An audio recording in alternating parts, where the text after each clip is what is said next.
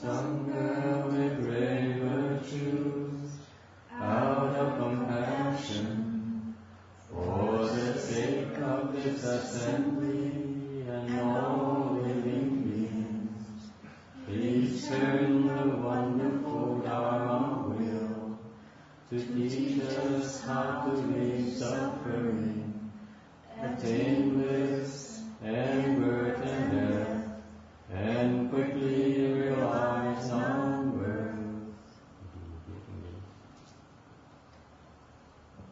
Om Thiên Đại Đức Phật Trường, vì thứ Pháp hội cập nhập thiết chúng sanh, kính chiết nhiều Pháp giáo đạo ngã môn, như há liêu trần tư vì cố đạo tớ chứng vô sanh.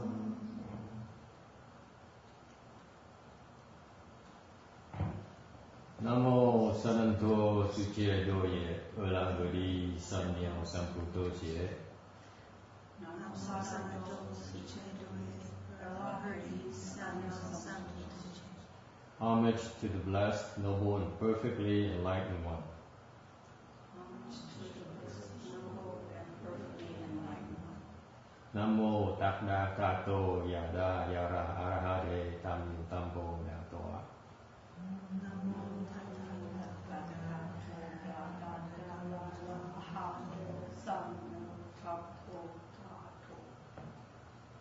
Close enough.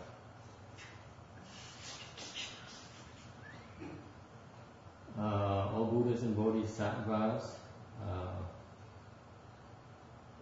restore Bodhisattva, Rainbow Shenhua, or good no advisors, Amitabha. Chư Phật Bồ Tát, Địa Tạng Bồ Tát, Hòa Thượng Tây Hóa, quý vị trí thức, A Di Đà Phật.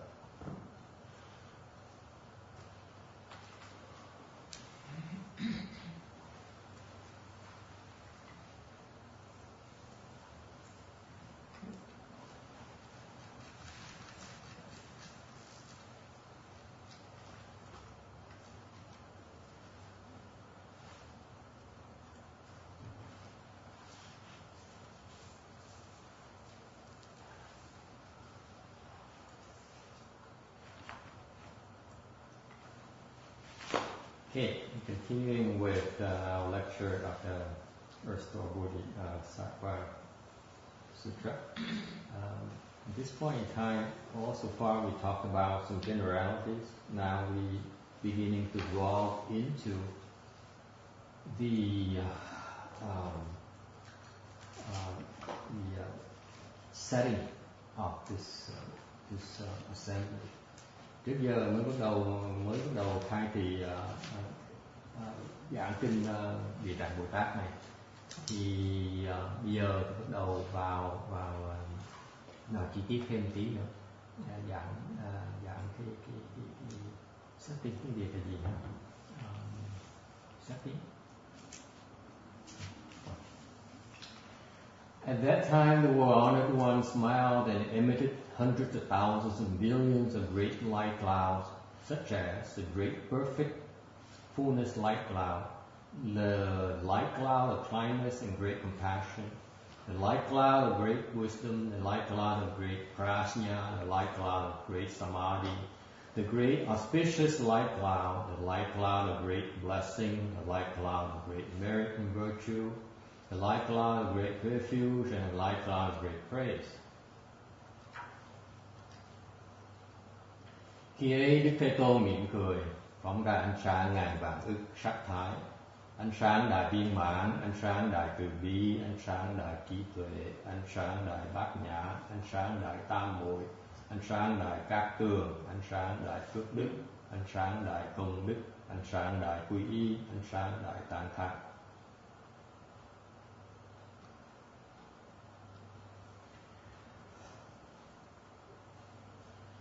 Cloud.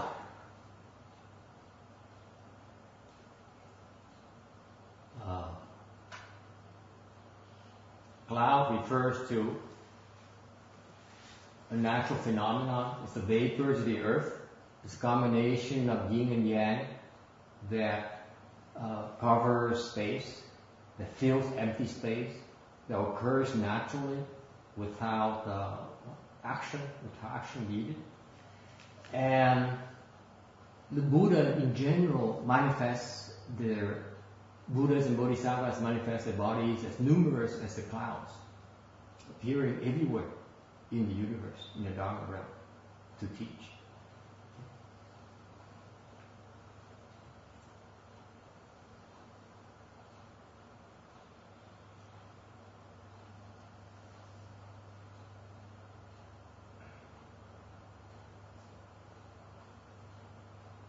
Cái khổ là khi mình dùng tiếng Việt á, thì mình phải dịch từ tiếng Tàu ra.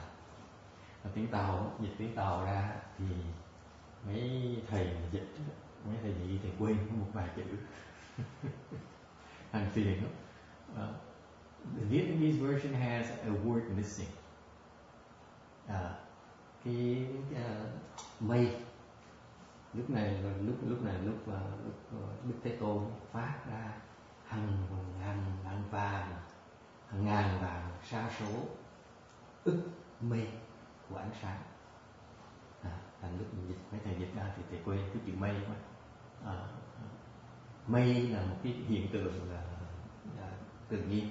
Thì Phật mỗi khi mà Phật Bồ Tát đi hoằng pháp, đi cứu độ chúng sanh, thì Phật mới làm cái Bồ Tát dùng thần thông biến hiện ra những cái thân mà nhiều như là hàng ngàn sa số thân xuất hiện tất cả cái pháp giới này để dạy và giúp đỡ chúng sanh. Đó là cái sức lực của thần thông của Phật. The ability to manifest bodies as numerous, as countless as clouds appearing everywhere in the universe is the spiritual power of the Bodhisattvas and the Buddhas. Not only the Buddhas have it, the Bodhisattvas also have it. Okay. And what they do is that they sit there in the body and they see all these living beings out there in the universe whose good roots have matured. It's time for them to come and help and bring those roots to maturity, to help bring them to the next level. Tại sao Phật với Bồ Tát, Phật với Bồ Tát làm như vậy? Không phải riêng Phật, những cái Bồ Tát, những vị Bồ Tát, những cái địa Bồ Tát, Bồ Tát về địa, họ có thể ngồi trong định, ở trong thiền định, mà nhìn mà quan sát thấy trong tất cả trong pháp giới, trong cái vũ trụ này, những cái chúng sanh. Mà khi cái căn cơ người ta đã chín rồi, đã đến lúc mà đã được có thể được giúp rồi, có thể tiến bộ được, thì họ phát hiện những cái thân ra, họ Phật Bồ Tát cũng tới biến hóa những cái thân ra để giúp đỡ, để cứu độ chúng sanh. Cái đó là cái thần thông mà quý Bồ Tát đã có luôn. Cái đó là nhờ cái định lực mà ra. Why can't we do that? We're not there yet. Our samadhi power is not there yet. Cái mình làm không được là tại vì mình chưa đủ định lực. Cái chuyện khác là tại vì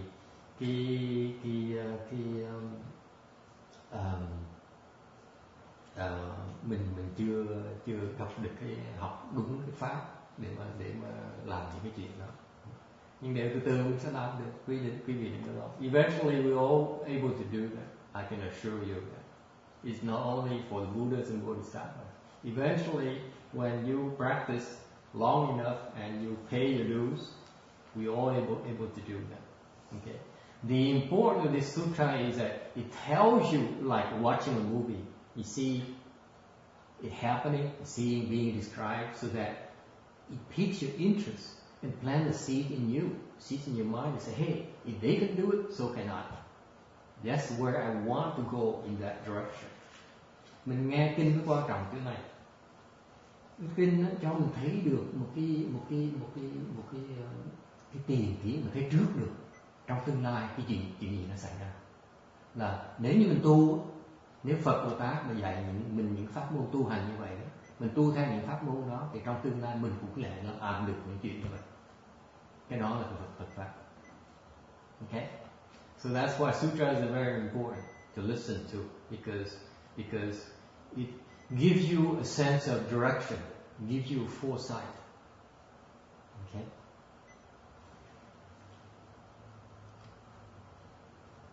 The great perfect fullness light cloud. Vietnamese is now I have Vietnamese, more Vietnamese. Next week I will have more Vietnamese wording. Okay. Cái ánh sáng đại viên mãn. Okay. This ánh sáng này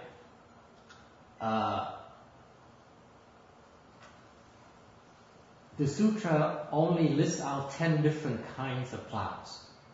Kinh sẽ trong kinh này sẽ nói ra có 10 cái loại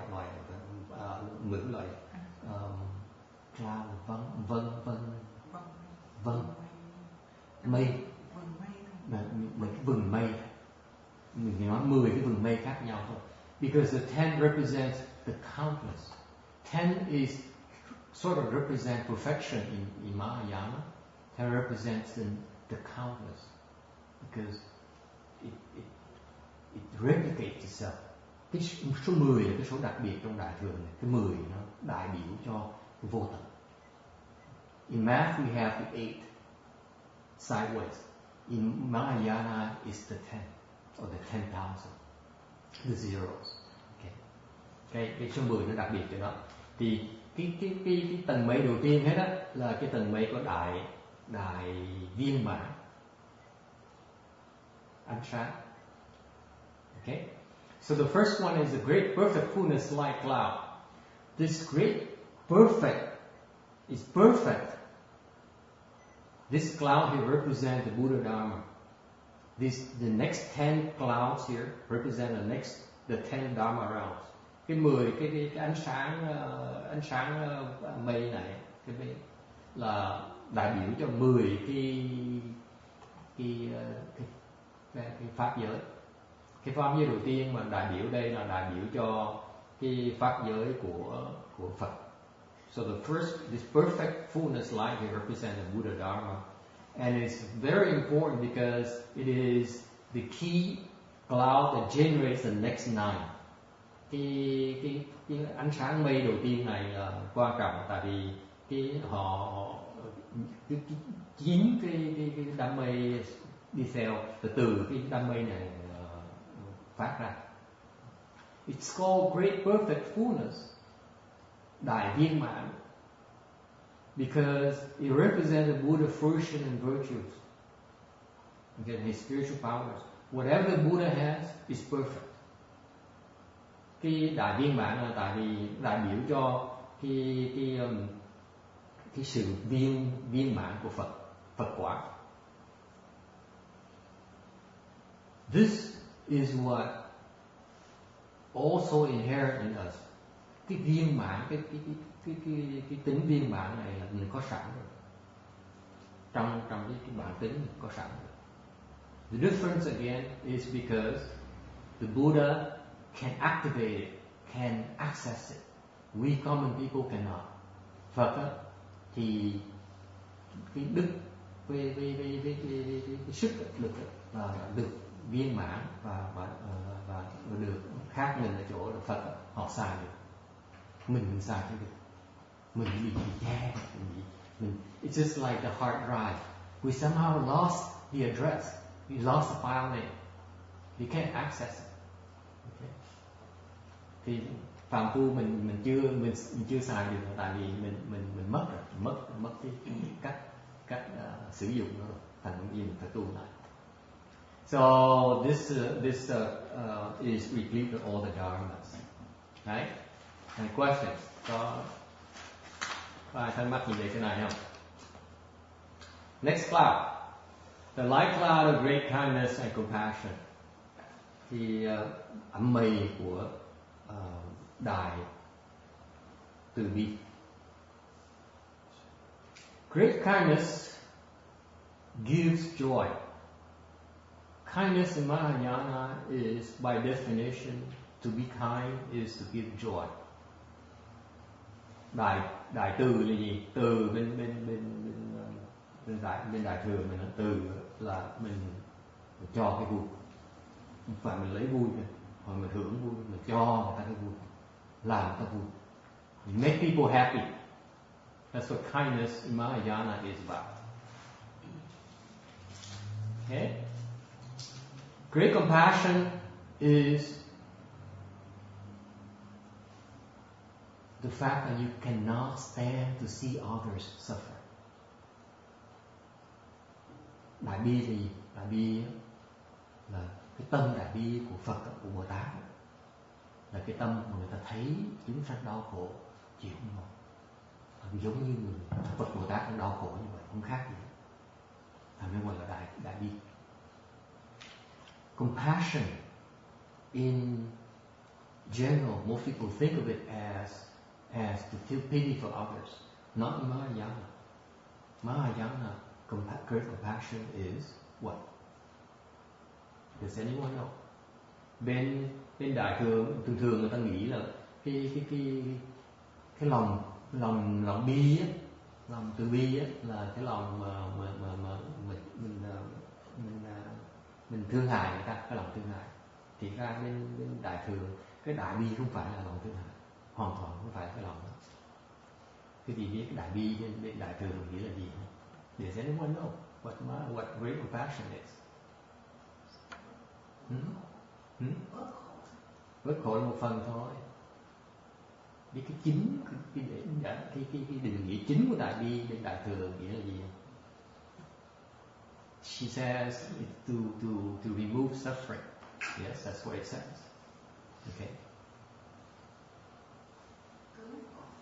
Cứu khổ, okay, to help others in the suffering. Yes. But it even goes even deeper than that. Nó còn sâu hơn là cứu khổ.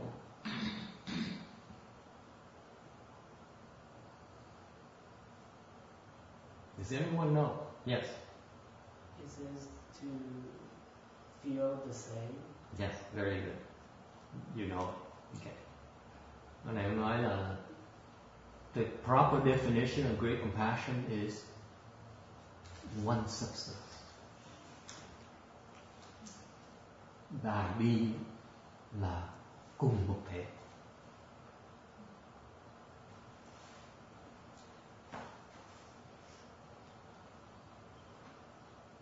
Any problem to that?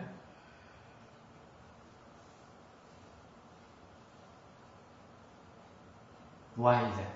Tại sao là cùng một thể? Why is it one substance?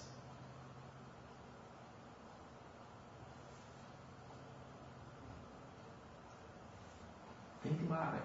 Suy nghĩ như vậy.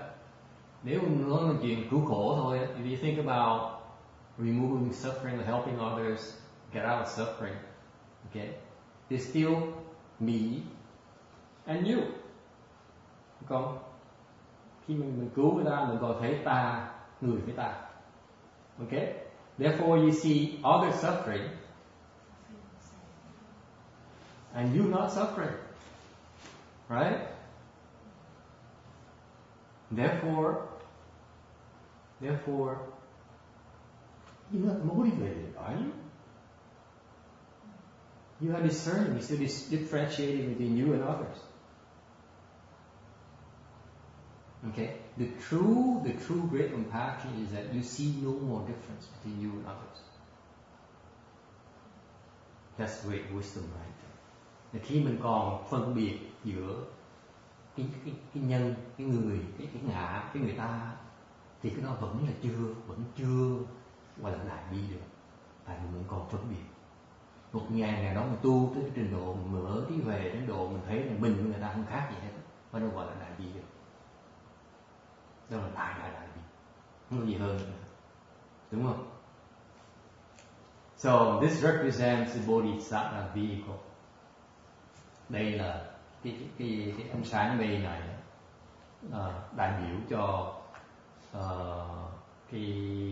Bồ Tát thường. Okay.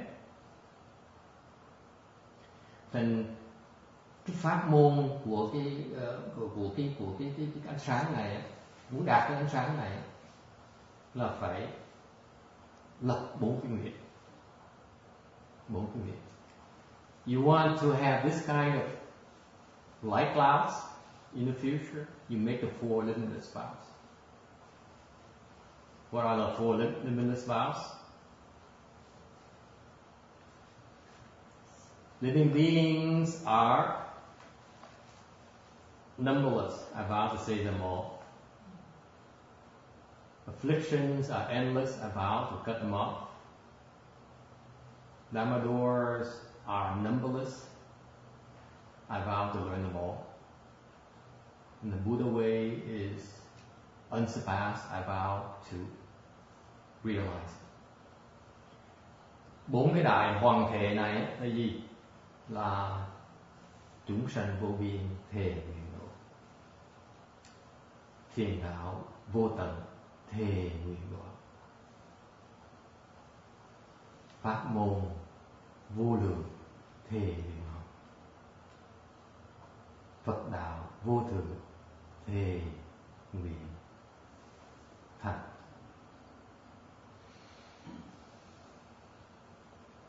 When you cultivate these 4 limitless vows, you're planting the seeds for generating this kind of light clouds in the future. Creating the ability for yourself to do this. Khi mình tu 4 cái đại hoàng thể đó, thì trong tương lai mình cần tự nhiên để mình sẽ tạo được những cái ánh sáng để khi mình nói pháp. See, there's a reason for everything that we do in Mahayana. We constantly planting the seeds for future abilities. Mình cứ trồng cái nhân ngoài, cứ trồng ngoài, khi mình nhân kín tự động nó thành tựu những cái việc này. Third light cloud is the light cloud of great wisdom. Ánh sáng của đại trí huệ. This represents the Pratyeka Buddha vehicle. Đây là đại biểu cho duyên giác thường. Okay. Now I have your attention.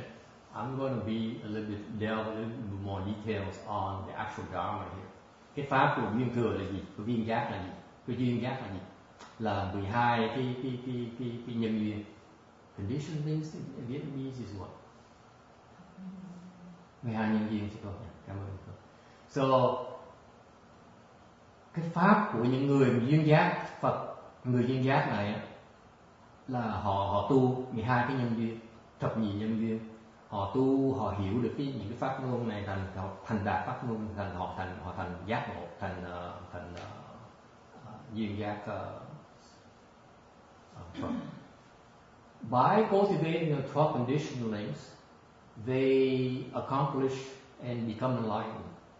Okay, what they do is typically they withdraw to the wilderness and they cultivate by themselves, and they observe the changing of the seasons, and they see how the season changes, how life changes, how life evolves, cycles through the four seasons, and they become enlightened to these 4 conditioned links.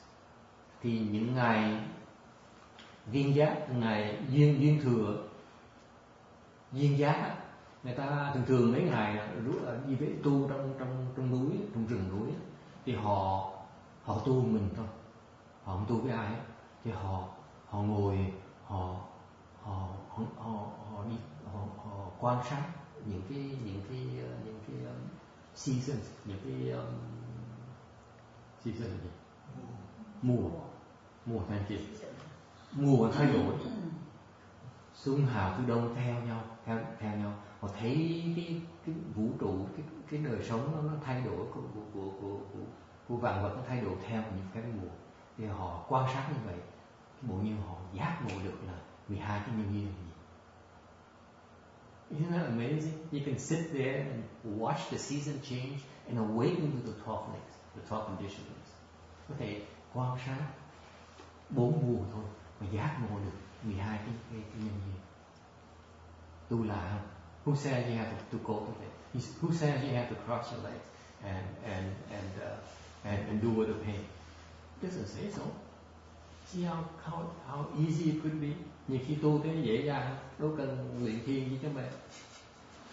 Tu gì cho mệt, mình ngồi mình ngắm, mình nhìn mùa đổi, bộ như mình giác ngộ được. Well actually there's more to it than that. Không có dễ, thiệt ra không dễ như vậy đâu.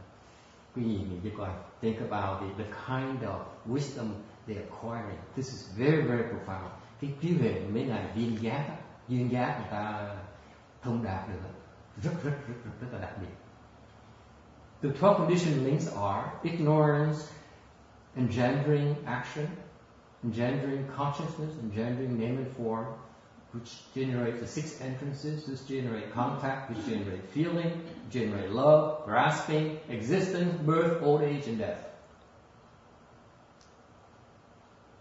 Là gì? Vô minh tạo ra cái hành tạo ra cái thức tạo ra danh với sắc tạo ra lục nhập tạo ra thọ. Contact is xúc tạo ra thọ tạo ra ái tạo ra thủ, trusting. Thủ tạo ra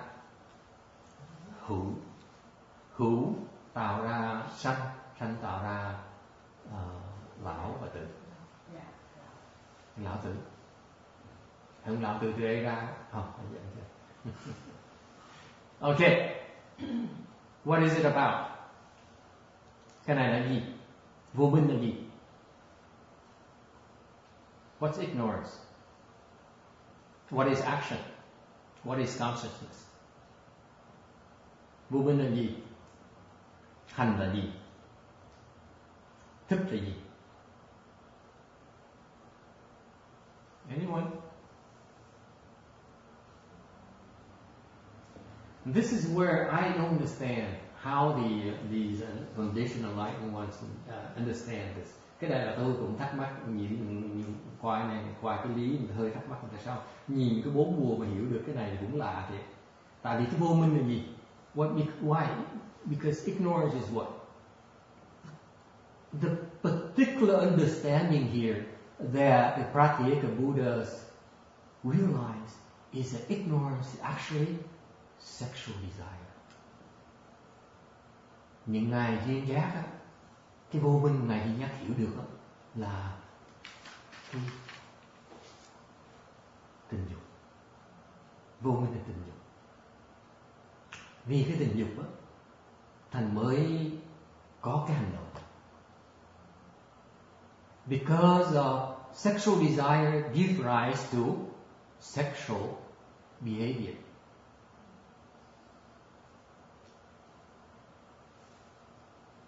Okay? Is it too much for you?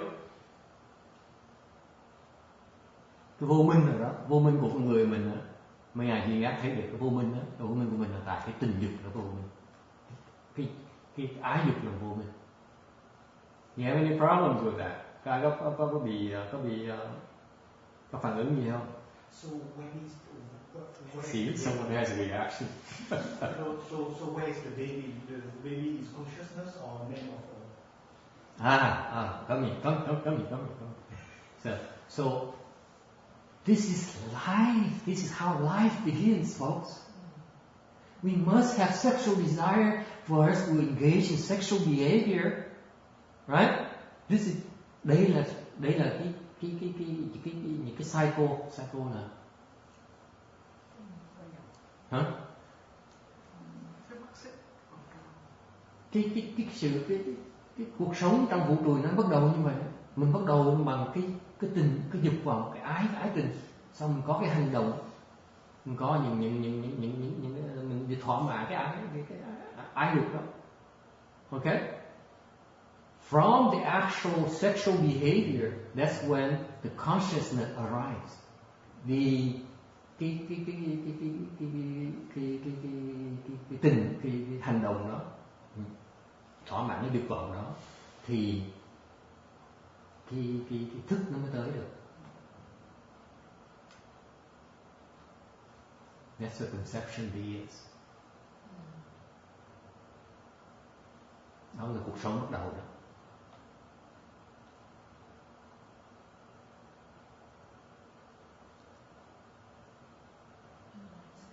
Huh? I don't understand.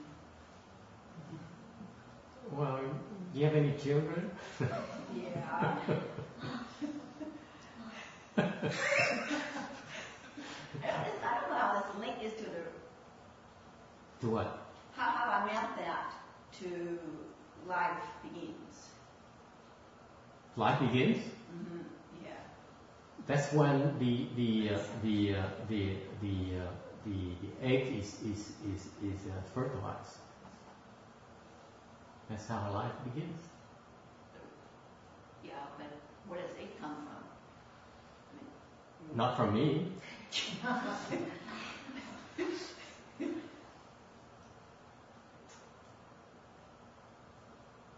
This is basic biology, my dear. I can't explain it to you more than that. Bà thắc mắc thôi. Hỏi cái này là căn bản mà về sinh dục học mà. Sao tôi giảng đâu hơn được cái này? You still have a problem with this? that consciousness, okay, does it refer to the next generation that you're producing? Yes. Or? It's the life being conceived in the mother's womb. It's the very first time that life begins. It's called consciousness. Okay, then the ignorance is the mother's ignorance or the father's ignorance, or is it the Both. You need both. okay, You need both both. ignorance? You need the yin and the yang for that to happen. I think. Okay, so life begins, okay, during conception, but there is the physical conception, is the physical part, but there is the reincarnation of another being into there. How is that related to? Fine, your question is very detailed. I appreciate it, but it puts me in a bind. Hỏi cái bài này hỏi rõ là hỏi kỹ càng. Tôi nói hỏi đúng lắm như điều. Chứ sao ra nghĩa nó tường tận hơn được. Okay, let me put it this way. Sexual desire engenders sexual behavior, right? Correct. Intercourse. Mm-hmm. Okay, tôi phải nói hơi tẹt là xin lỗi quý vị. Cái bài how old are you? Anyway, Ken, where have you been? Would you have a talk with your wife, please, after this? Make sure she understands this. Vì có cái tình, có cái dục vọng, mình có cái hành động để thỏa mãn cái dục vọng đó. Ok, có nghĩa là có người đàn ông với đàn bà xảy ra. Ok, thì khi mà cuộc sống bắt đầu, khi mà cái thức nó tới, nó vào, cuộc sống nó bắt đầu cái thức đó. Not the way the Catholics define it as life. It's the very moment that there is conception from the sexual behavior, that's when life begins in Mahayana. Trong đại thừa mình đó, cuộc sống bắt đầu khi mình có cái conception, khi mình ngay lúc đó, that very moment is when a third party comes along, your offspring comes along. Cái lúc đó là cái lúc mà cái thức từ chỗ khác nó nhập vào, bắt đầu sống. Is this our spiritual being that's Good question. acquired a Cái thức này là thức gì? What is this consciousness? Cái thức này là A-la-ya thức. What? Huh? Alaya consciousness, very good. See, Cantonese, they can understand Vietnamese. Alaya thức. Khi mà alaya thức, cuộc sống bắt đầu khi alaya thức vào trong cái người trong bụng người mẹ. Okay, that's Mahayana. Mahayana definition of life is very, very precise. That very moment that the alaya consciousness from the son or the daughter comes and lives in the mother's womb is when life begins. Cuộc sống bắt đầu ngay lúc đó là từ xa đó. So what happened is that the offspring is drawn to that place. Cái người con đó, cái thức của người con đó, bị kéo tới, bị thu hút tới. Có nhân duyên. This life begins for is based on conditions of sexual behavior, and as well as the attraction from that being to the couple. So you plan the causes in the past to be drawn to that couple. Thành mình cuộc sống mình bắt đầu là mình có duyên với nhau tại vì trong cái kiếp trước mình tạo cái nhân duyên để mình bị thu hút với người cha người mẹ trong đời này. What kind of conditions? Những cái nhân duyên gì? Indebtedness. That's the most common. Nợ cái gì? Cái nhân duyên nợ. Người cha người mẹ nợ với con. Nợ gì? Tại vì cái gì nghĩ qua. Thời buổi này người ta vào người con là cha mẹ đẻ con ra là cái xứ này là phải nuôi, phải nuôi nấng con, phải nuôi chiều con, sợ con, sợ hơn là thần thánh. And that's what happened in this society, this culture, our country. It's as if we owe our children. Think about it. You don't owe them. It's you who decided you owe them. Thiệt ra mình đâu có nợ đâu. Còn như mình đẻ con ra thì cái Việt Nam mình đẻ con ra thì mày con đó mình muốn làm gì làm, tao cha mẹ muốn làm gì. Con xứ này đẻ con ra là phải nuôi chiều, phải cưng nó như trứng bò. Là sai. Bụi nhiên mình ngồi con cha mẹ xứ này bụi nhiên quyết định là mình nợ đứa con mình. Đó là bổn phận của cha mẹ. Cái xứ này như vậy. Cái đó là cái nợ, đó là cái nhân duyên chính mình nợ. Con phải đòi nợ. And think about it. Think of how much money your parents have to pay to spend, to raise you, to give you food and lodging and clothe you. Cha mẹ cái xứ này là phải trả tốn biết bao nhiêu tiền để mà nuôi con thành người. Đó là cái đó mình tới mình đòi nợ. Okay? So that's consciousness. Okay. Now, cái đó là cái thức.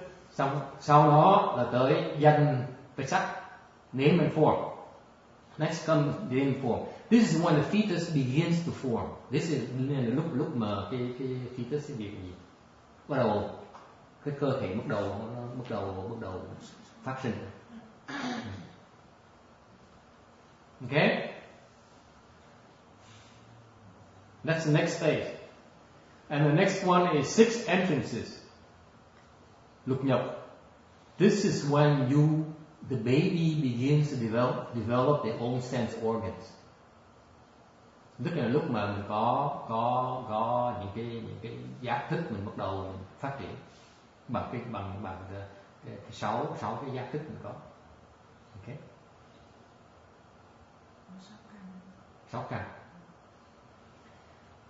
Because of the existence of these 6 entrances, you have sense organs. You give rise to contact with the mother's womb. Okay, with the exterior, the external world. Có 6 căn rồi thì mình duyên tới cái xúc cái gì? Xúc là mình đụng với cái người mẹ mình xúc giác với cái thế xung quanh mình. Okay?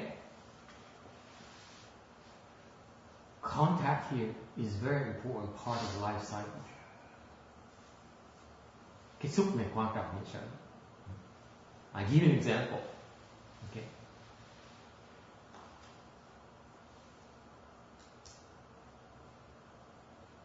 Xúc, the contact here is really the troublemaker. Cái xúc này, cái sự tiếp xúc này là cái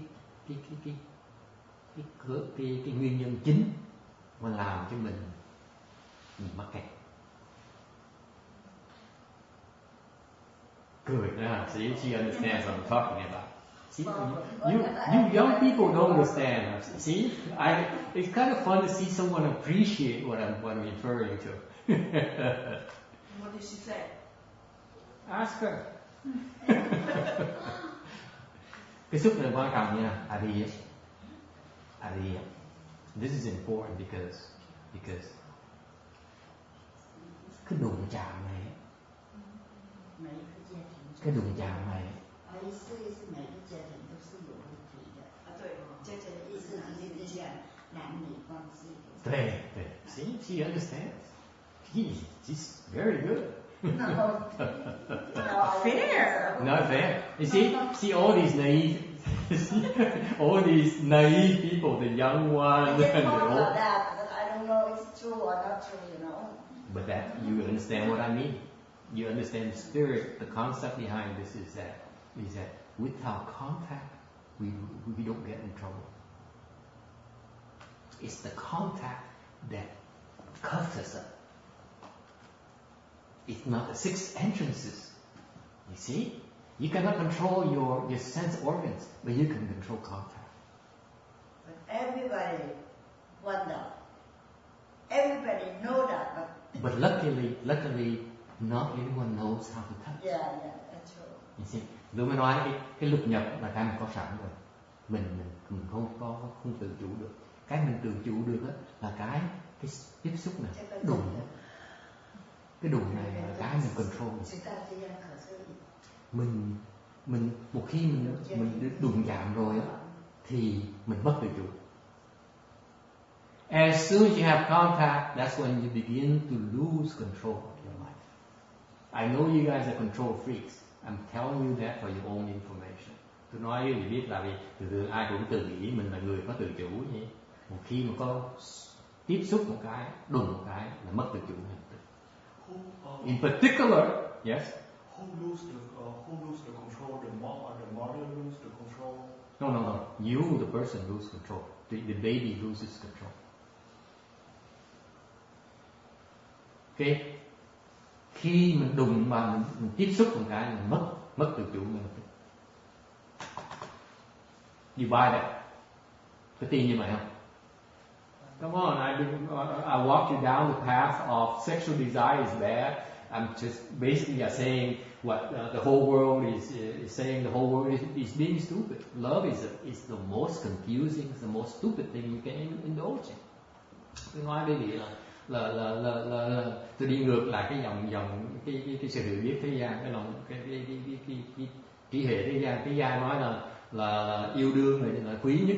Tôi nói yêu đương là cái mà đầy hại nhất trong cuộc đời mà có thể quy định có thể làm được. Yes. A man has a lot of questions here. What do you mean by contact? Or what is the definition in contact? Contact is touching. Can I be blunt with you? Câu hỏi cái tiếp xúc là gì? Tôi nói đụng nó nói cách giản dị hơn, vuốt về. But the baby's in the womb. How can the baby not touch? That's why the baby is never in control. What he's asking about contact, I said, how about caress? Well, any kind of touching. Any kind of touching. Any kind of touching. But actually, see, the reason you guys are lucky is because if you guys know how to touch, you guys are even more dangerous. Well, you're kind of in a little bit of a crowded space there too. There's no chance. You see, you guys are never taught how to touch. Think about it. Your entire life, except for the lady, your entire life, you were never taught how to touch. Were you? Tôi đi sâu hơn tí nữa. Tại vì thế gian pháp này người ta hơi nhiều.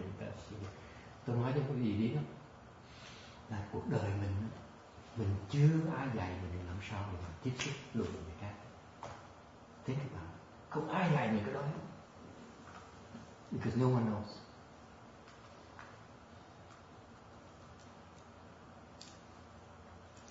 So far so good?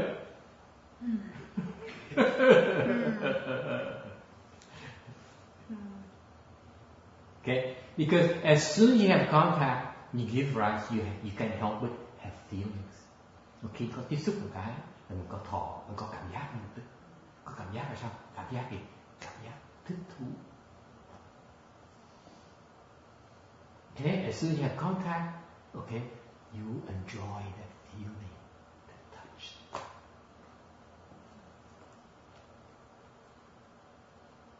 Yes, Ryan? Any questions? Danny, any questions? For you young guys, you ought to know at your age, by the time I was your age, I had this knowledge. I knew that as soon as you can touch, then you got it made. Got it made?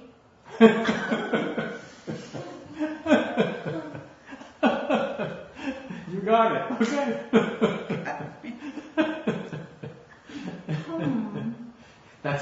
That's why in for us level people, we have a precept against being touched. Yeah.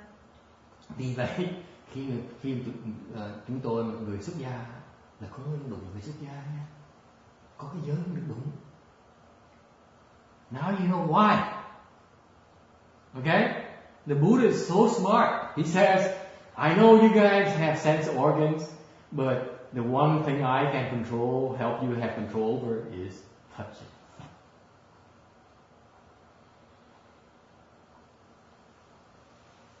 Thành Phật đại trí, đại giác tuệ. Phật biết là một khi mình bị đụng một cái mình mất tự chủ mình. Think about what's happening out there in the world. We are constantly being touched, right? Đi này thế giới ngoài kia mình cứ đụng nhau, tiếp xúc nhau hoài, bắt tay, okay? You shake hands, right? You dance, right? Họ bắt tay, nhảy đồng, đụng nhau, touching each other constantly. Okay? We are constantly in trouble. Okay? So anyway, as soon as you have contact and he rises that you prefer the pleasant feeling. Mình thích cái cảm giác thích thú, mình thích cái cảm giác sung sướng, mình thích cảm giác không khó chịu. Okay? So this feeling here gives rise to love. Cái cảm giác thích thú càng ngày nó càng mạnh lên, nó thành ái tình. Okay? So far so good? Because of love, yes. You can't love something without touching it? Good question. See, she's laughing again. This lady is something else. Very good. I was being crude. Okay. Bạn câu hỏi là mình có thể yêu một cách mình không cần đụng không? Tôi nói hồi nãy tôi nói đó là nói thô sơ thôi. Chứ còn thiệt ra cái xúc này nó phải là đụng không đâu. Mà có lục có nhập luôn. The answer here is you have 6 entrances. The one I described to you is only your skin. It's only one of the 6. Your body. There's 5 more you can touch. Got that, Janice? 5 more. It's not about this. about the other five sense organs as well. Isn't it profound? Thấy nó sâu xa dễ sợ, cái pháp sâu xa dễ sợ. Cái lục nhập này không, hồi nãy tôi nói đó chỉ là đụng thôi, đụng là mới một cái thân thôi, còn 5 cái cách đụng khác nhau nữa. For example, boys, go back to you boys, you know what you guys don't know about? The women. What's important for women as well is how you look at them. See? See, it's way beyond Palladia's realm, okay?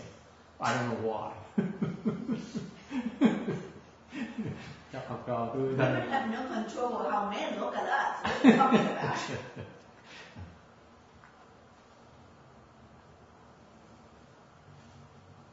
Cách nhìn không cũng là một cách tiếp xúc. Cái hài nhiên bên tôi nói thì chọc mấy mối cầu vậy đó là người đàn bà, cách người đàn ông nhìn đàn bà quan trọng như sợ, người đàn ông biết chuyện. See, men don't know that. That's why they're so stupid. They don't know that if they know how to look at a lady, they got it made. Why that? When I was younger, I used to court people without even saying a word. You just have to know how to look at them.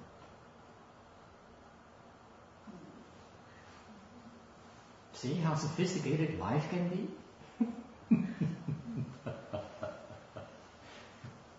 Are you going to tell us what all 6 of them are? Sight and hearing. Your eyes, your ears, you know. Yeah, okay. The women also know, for example, women also know that the way to get to a man's heart is through Food. stomach.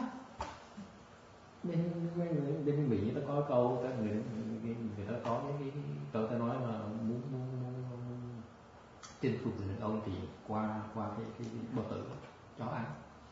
Right? So there's so many, there's 6 different ways of touching.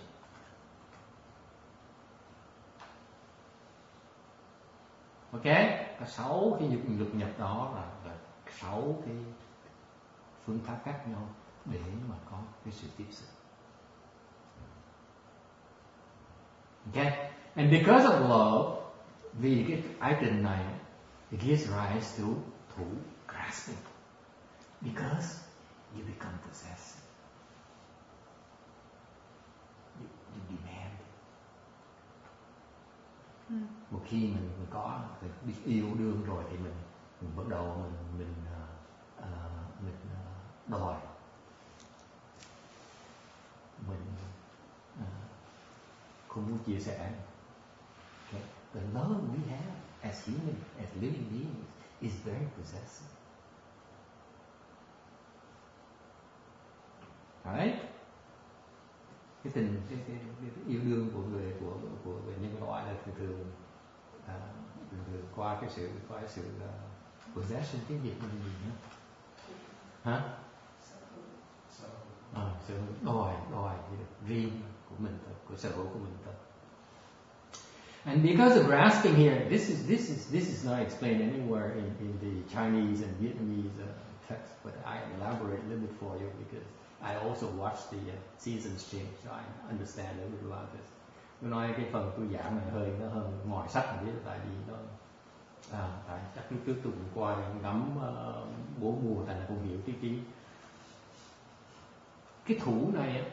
What happens is that once you give rise to, you demand. See, the key to grasping here is you demand it.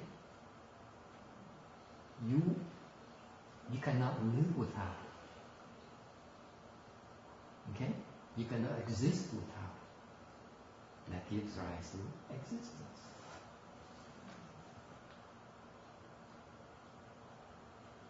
Cái thủ này là tại vì mình đòi, mình không thể nào sống mà không có cái này được.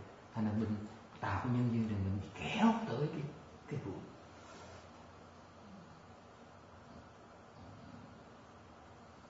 Mình tạo cái nhân duyên để bị kéo. You were planting the causes and conditions for you to go somewhere else to satisfy that desire. See that? See all these forces being pulled, all these forces, one after another. Quý vị thấy cái lực mạnh dễ sợ. Bắt đầu á chỉ là cái vô minh thôi, mình ở xa đâu biết đâu. Người ta vô minh vậy người ta ấy, ta có những hành động sát đi chuyện gì người ta đều lý do mình bị kéo tới từ những cái nhân duyên sau này. Nó kéo mình một cái nhân duyên này tới nhân duyên khác, nó kéo mình từ từ. Đó. Okay? So we've been pulled by forces that beyond our understanding, beyond our awareness. See how powerful life is. Therefore we need to be more humble. Bởi vì cái sức mà nó kéo mình, sức mà mình bị thu hút đó, cá nhân mình nó quá cái sự hiểu biết của mình. Mình biết cái khiêm tốn. Okay? Life is wonderful for that reason. In so many conditions, they are pulling us along. And we are not as much as in control as we think we are. Cái lực này nó thu hút mình, kéo, nó lôi kéo mình hoàn toàn không có tự chủ. Okay? So how do you explain to those who have made their vows and they're struggling like hell? They're struggling like hell. Vô bàn và hỏi những người mà phát nguyện là sao, tôi nói họ là cực kỳ là khổ sở dễ sợ. Tại vì because they cannot fulfill those vows. They don't have the Dharma to fulfill those vows. Họ cực kỳ khổ sở tại vì họ không có đủ sức để mà thành những cái nguyện đó. I give an example. Okay? The Catholics, priests. Nói ví dụ mấy bên công giáo, đạo công giáo, những người cha đạo công giáo, okay? They have 6 entrances. They have contact. Họ có lục nhập, họ có tiếp xúc. They have feeling, right? Họ có thọ. They have love. How can they be control their vow of celibacy?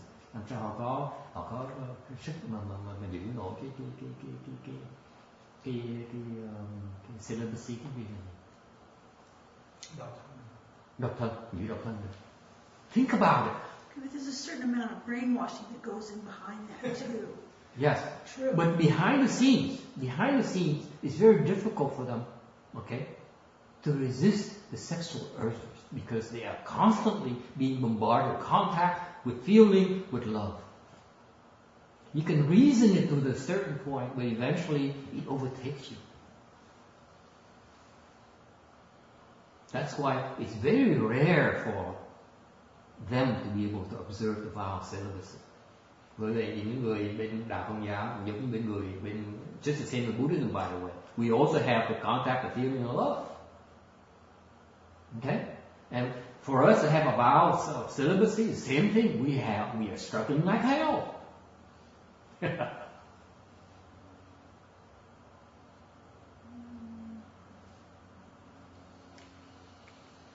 Okay, because see, in Buddhism, we have a precept against for a man and woman to be alone. Say, I cannot be alone with the opposite sex. Chẳng bên Phật giáo này, tôi có cái giới là tôi ở đây, cá nhân tôi không có thể ở riêng một người phụ nữ, không được, ở riêng là phá giới. Alright, we have that precept. We have the precept against being touched or touching someone else. Okay?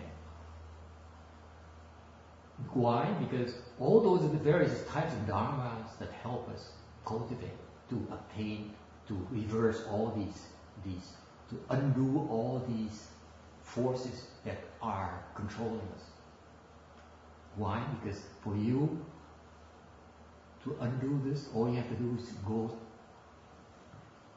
traverse in the reverse direction.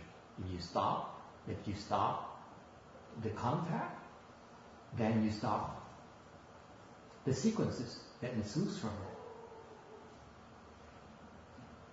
Bởi vì bên cái Phật pháp mình họ có những cái pháp để mình hiểu được cái nguyên nhân của cái sự vô minh của mình, cái tình dục nó phát dậy, nó khởi dậy một lúc nào thì mình đi ngược lại thôi, mình chặn cái đó lại thì mình mới có cơ hội. This is what gives us a chance to be able to break through this vicious cycles of ignorance. Vì vậy mình có thể phá qua được cái vòng vô minh này. You see, there's a Dharma behind this. See, this is the difference between Mahayana and this is the beauty about Mahayana. First, they describe to you the actual process, so that you know what's happening to you, to me. Thì bên Đại Thừa mình giảng, mình diễn tả, mô tả được những cái sự thật thì nó xảy ra. Once you know the truth about how life happens to be, then there's a way for you to control. There's critical points where you can go jump in and assert control over yourself, over your own life.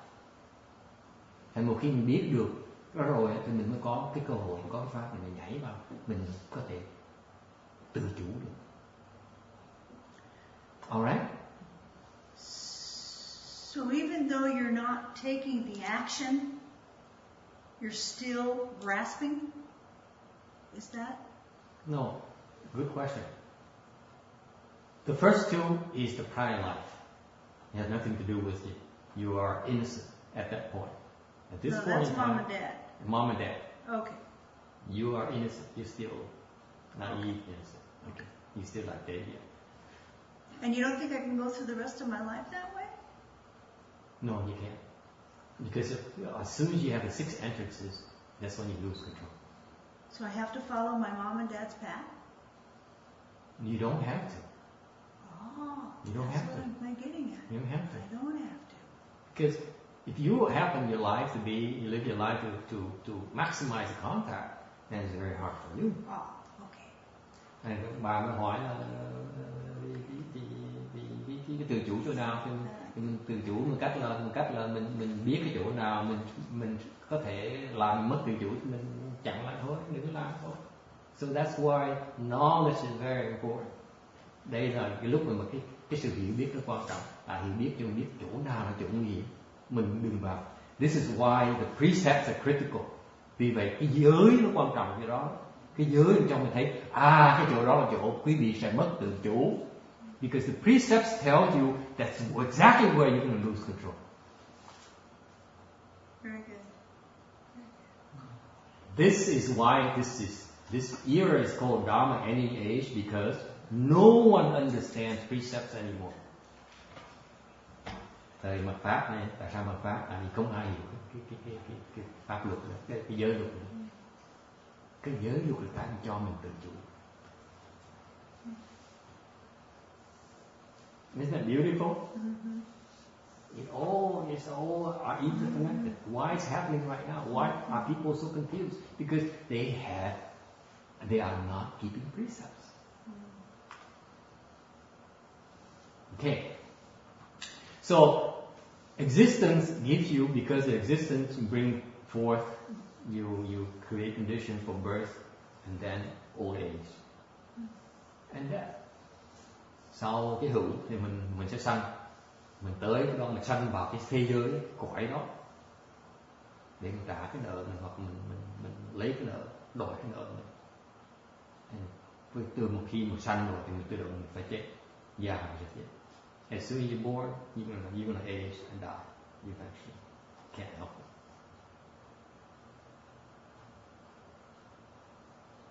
Okay? Any questions? Mm-hmm. So for those 12 links, the link that is kind of the most troublesome is the contact and feeling. Those are the one that we might want to work on to break the. Question là cái phần nào phần quan trọng? That's a good question. Khi lúc trong cái 12 thập nhị nhân duyên, cái phần quan trọng nhất để mình có tự chủ, because he's a control freak. That's where he's coming from, right? If you want to have self-control, you better know how to wrest the control back. Tại mình muốn mình tự hào mình có người có tự chủ, người thông minh như gì, thì mình muốn tự chủ thì phải hiểu là mình mất tự chủ chỗ nào. Okay?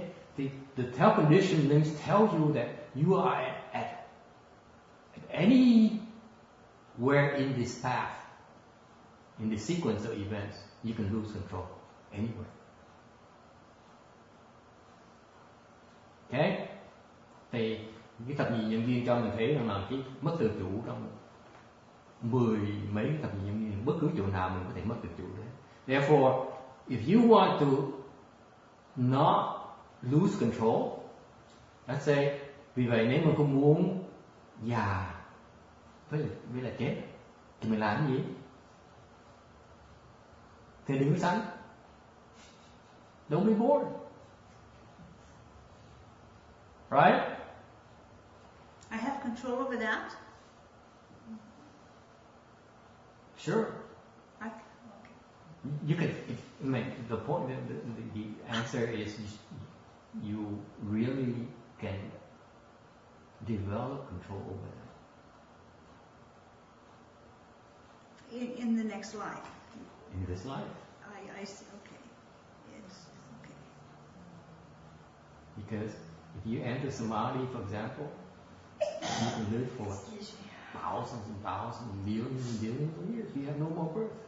Bà hỏi như vậy, mình phải đợi kiếp sau nữa, không có kiếp nào đâu nữa. Dễ lắm, bây giờ không muốn sanh nữa. Bây giờ mình già, mình sắp chết ở nơi rồi, bây giờ mình muốn sanh nữa. Thì bây giờ nhập định, easy. Enter samadhi, no more birth. Okay? You are in control. It's just you don't know how to do it. Mình lúc nào mình cũng có thể tự chủ được, người ta mình không biết làm thôi. Okay? It's really up to you. The normal persons, the smart people would say, this is full of crap. Let me go back to my world of love and desire and so on, because that's why I'm happy, that's why I'm comfortable with this, that's what I know. Sure, you go back to zero control. Don't blame me for it. Okay? However, if you think that all these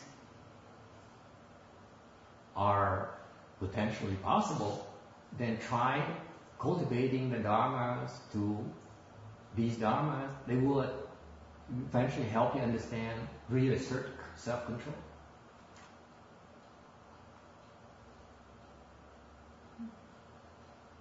Okay? And if you don't want to be born, then forget about existence. You just traverse all the opposite direction. You strike down old age and death. You strike down birth. You strike down existence. And if without existence, there's no grasping. There's no grasping. Without grasping, there's no love. You are not going to indulge in love, then you have no feeling. You don't indulge in feeling, then contact is no longer dangerous for you.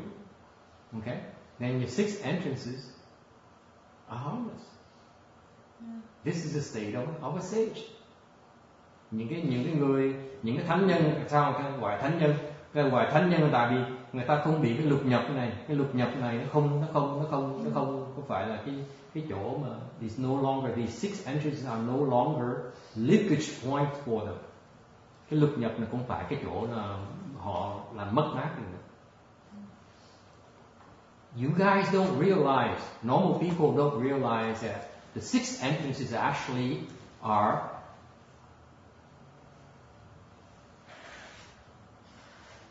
where your outflows begin. That's where you lose things. Those are 6 entrances, that's where you lose things. Cái lục nhập là cái làm mình mất. That's how you interface with the outside world. That's why the sages, những cái thánh nhân đó, the sages, when they interface with the outside world, they're not confused. Because they have no outflows through the 6 entrances.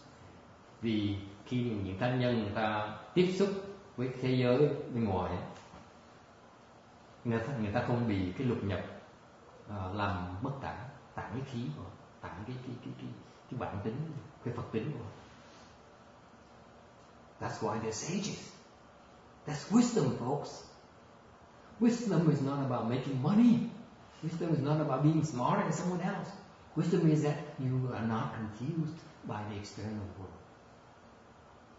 Cái trí huệ là khi mình có trí huệ, những người có trí huệ là những người mà không bị cái thế giới bên ngoài làm chi phối, làm mình vô minh. And that's the difference between Buddhist wisdom versus worldly wisdom.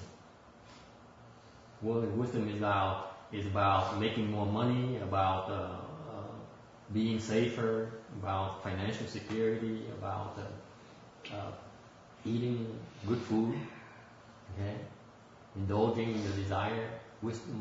Buddhist wisdom is about being in control. We are really control freaks after all. Okay? Questions? Có ai ra mắt gì không? I can talk about the 12 condition links for a long time, which is because I've seen quite a few seasons change. So, but unless you have other questions, I will move on. Yes. Well, earlier you talked about great compassion as one substance. Yes. So the sage already passed the feeling state. So the feeling does not confuse the sage anymore. That's right. And so how does the great compassion comes in, like about feeling the same as the other person? Like if saying that person is confused, then if you are the same. Good question. Person, See, the question is getting better. You see how different it is when you control your linkages? You hear better, you grasp better, you penetrate more. Tôi khen ông này tại vì tôi chỉ mà tại vì mấy tuần trước tôi mắng mấy tháng, 2 tháng, mấy tháng tôi mắng. Last few months I've been scolding him very severely. Mấy tháng này tôi mắng ông này hơi thầm tệ. He's young, so he can run away, who cares?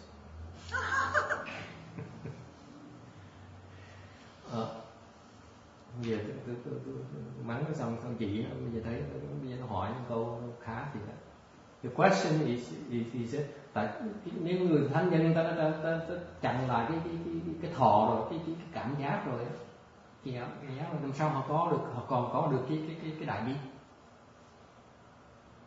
Mất cảm giác làm sao mình đại bi được nữa? How do you answer that? See how good the question it is? He wasn't able to ask these kind of questions. Now they're coming one after another. It's just so overwhelming. How do you answer that? He hasn't always been a sage.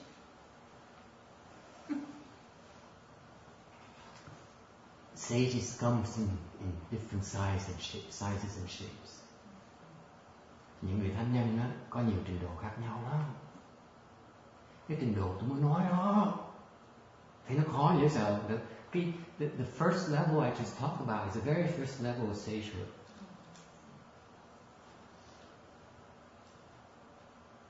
Cái trình độ tôi mới nói đó là trình độ đầu tiên của thánh nhân thôi. Nếu thánh nhân chỉ biết là cái chừng đó thôi, thánh nhân là không đáng làm thánh nhân. If sagehood is only involves controlling your feeling, then to me sagehood is not worth it.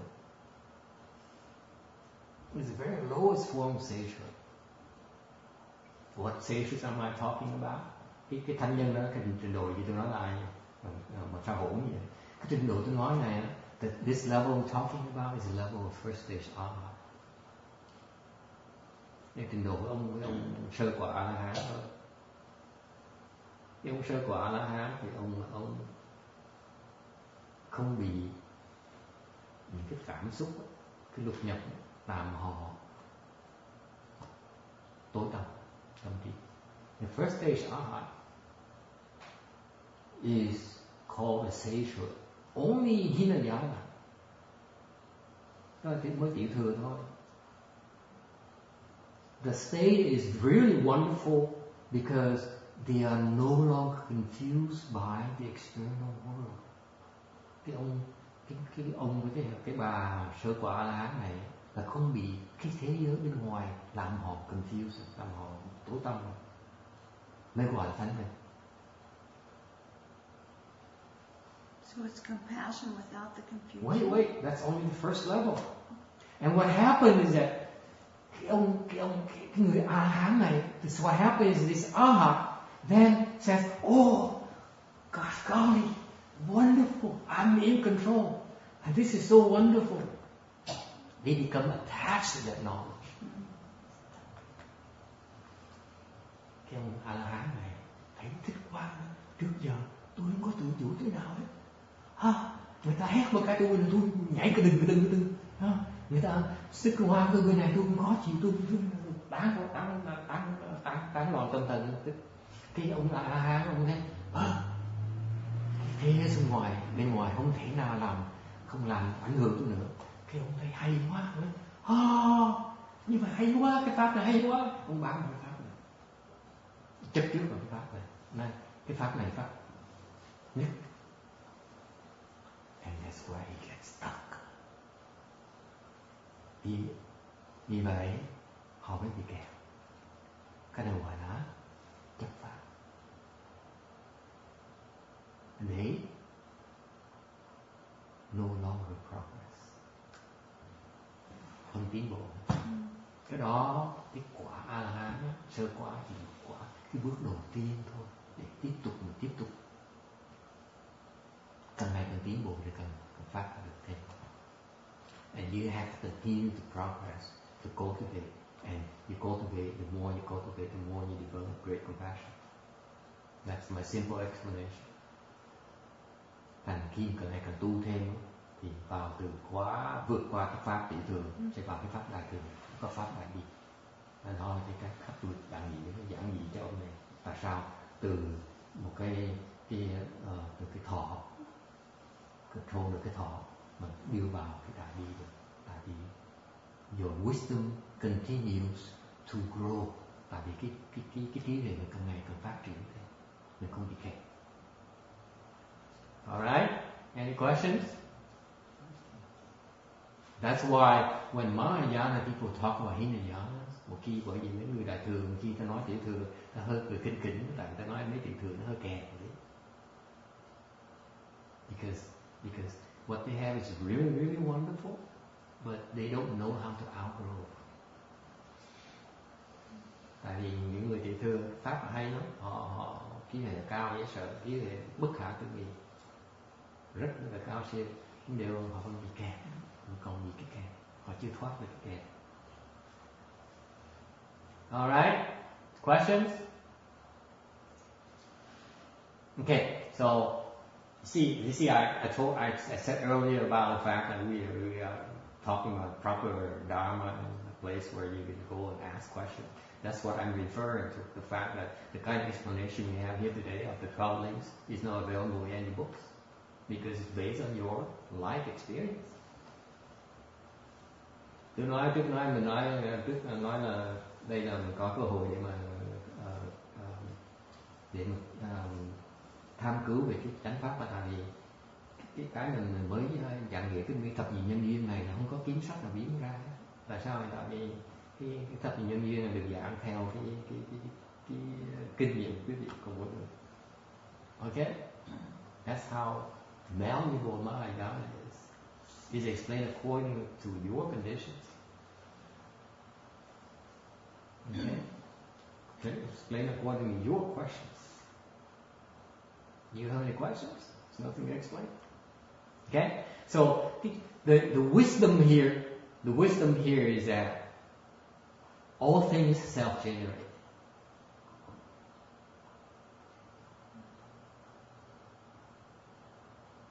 Là những cái trí huệ mà ông Duyên Giác á, ngài Duyên Giác này, ngài thấy rằng là mình tự tạo ra đấy. And that's incredible wisdom, folks. Nếu quý vị thấy được cái đó, if you can see that wisdom, thấy được rằng tất cả nhất thiết vi tự tạo, mình tự tạo đấy, you are incredibly wise. You can see that yourself. You can see the cycle of life, how life begins and it ends. Thấy được người duyên giác này duyên giác thấy được cái sống cuộc sống từ bắt đầu ra sao và nó kết thúc ra sao. Cái ngày đó ngày trí huệ kinh khủng.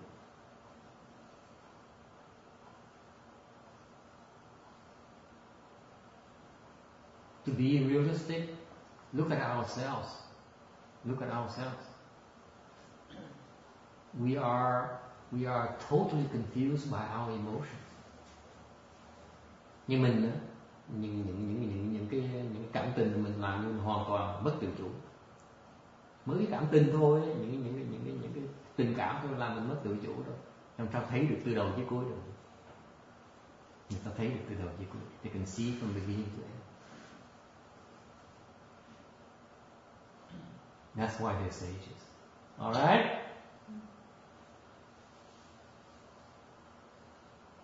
Questions? Isn't it wonderful? See, if you practice these 12 conditionings, you too can enlighten with this. The light cloud of great prajna, cái sáng mây của đại bát nhã. This is the fourth one, represents the Arhat vehicle. Đây là đại biểu cho văn thượng.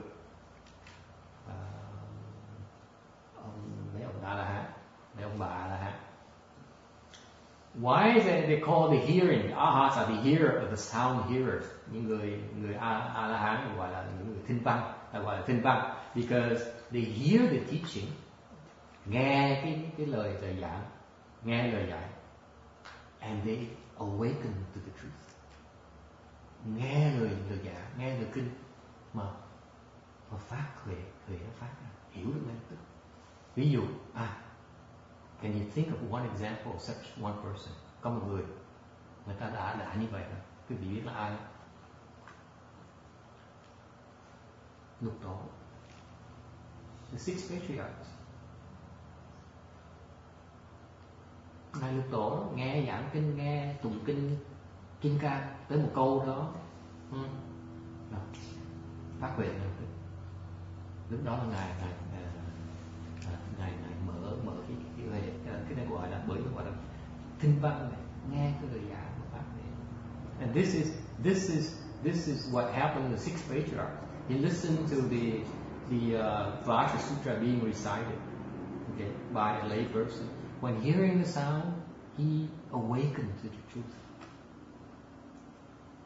Should produce a mind that nowhere dwells. It dwells nowhere. Nên tạo một cái tâm mà không trụ được chỗ nào hết.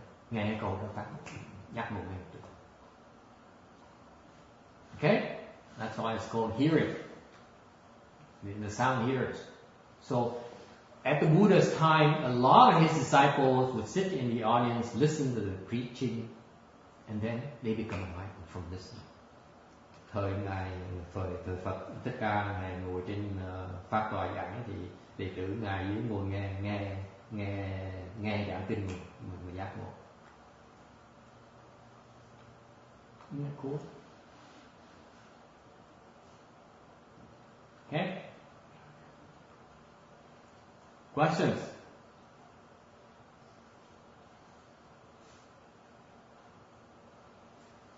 The wisdom of the Arhats is slightly different from the wisdom of the Pratyeka Buddha. Cái huệ người A-la-hán khác là duyên giác cái xíu. Họ dùng cái định lực. It's based on samadhi power. See, the Pratyeka Buddhas earlier, they rely on observation. Là duyên giác người ta quan sát cái vạn vật, con gái sụt sống, ngài giác ngộ được. Còn người A-la-hán là người ta giác ngộ nhờ cái định lực. So the arhats rely on samadhi power to become enlightened, and they rely on non-production. Ngài A La Hán là dựa vào cái vô sanh nhận. Okay, so now để mới giác ngộ được. Now I ask you, since you have a chance to hear about the Pratyeka Buddha vehicle, the Pratyeka Buddha Dharma, and the Arhat Dharma, which one do you prefer? Giờ nghe tôi giảng về cái pháp của duyên giác, cái pháp của A La Hán rồi đó, thì quý vị thích tu pháp nào hơn? What's your preference? Không ai thích tu hết.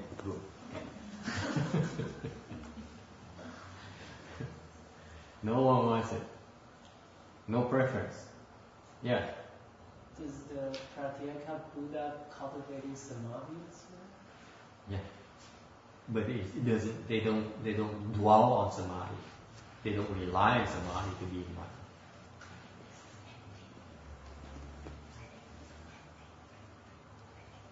Người ta hỏi câu hỏi là những người duyên giác người ta có tu thiền định, có tu chứ, nhưng điều họ không giác được nhờ cái thiền định, nhờ cái sự hiểu, cái nhân duyên, sự hiểu. This is very difficult. I mean, it's very rare. Right? I mean, just to listen and then you need time. Cái này đặc biệt lắm, tại vì mình phải nghe trước. I tell you a secret. That's a good question. Câu hỏi nó tốt lắm. The comment is very good because you first have to listen to the description of the truth. Okay? Tại vì đầu tiên mình phải nghe cái mô tả cái sự thật là cái gì, chuyện gì nó xảy ra, xong mình tìm ra cách để mà có cái hành động để mà tu. So what I'm getting at, tôi muốn nói là rely on non-production, ngũ sanh quỷ sổ. Tôi muốn nói là những người A La Hán người ta dùng thiền định tại vì họ tu cái pháp là vô sanh pháp nhận. Là cái gì? This is non-production of what? What is it referring to? Refer to a state of samadhi. Cái người này ta tu thiền định. Thiền định gì? Thiền định đến cái độ mà họ không sanh một cái vọng tưởng nào. The arhats no longer give rise to thoughts. Non-production of thoughts. You see, in Chinese it says vô sanh pháp nhận. Pháp, Dharma, non-production of dharmas, okay? Non-production. Dharma here refers to what? Does anyone know? Non-production of dharmas. That's what the name of the samadhi of the arhat. Người A La Hán tu cái pháp đó, cái định người A La Hán gọi là vô sanh pháp nhận. Pháp là cái gì? What is Dharma? Dharma is everything that your mind produces. Pháp là tất cả những cái gì mà cái trí mình tạo ra, trí mình duyên, gọi là pháp. Đúng không? Pháp là trí, từ trí tạo ra. Thành người A La Hán, cái định A La Hán người ta không dùng cái trí nữa, thành mới không có tạo ra những pháp nào. Thành cái trí người A La Hán phải ngừng lại. The arhats, okay, they put a stop to all the thinking processes. Therefore, their mind no longer thinks, no longer produces dharmas. That's why it's called non-production of dharmas. Patience and non-production of dharmas. That's their samadhi. Okay? Bởi vậy mới gọi là vô sanh pháp nhận. Thành ra tu, that's what I'm getting at.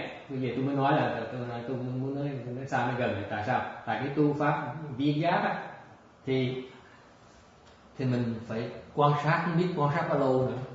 Okay? The Pratyeka Buddhas, they have to observe and they cultivate those 12 conditioned links for a long time. There are 12 of them. They understand each and every single 12 items thoroughly. I'm going to explain to you at a very cursory level. Tôi nói cái người duyên giác thì chúng ta tu cái pháp 12 cái thập nhị nhân duyên đó là mỗi cái nhân duyên họ hiểu rất là tường tận, 12 cái luôn. Okay? Got that? They understand all 12 conditioned links thoroughly, inside out. The arhats, they only have to understand one thing: don't think. Người A-la-hán pháp họ tu thôi, không được dùng trí. Which one is easier?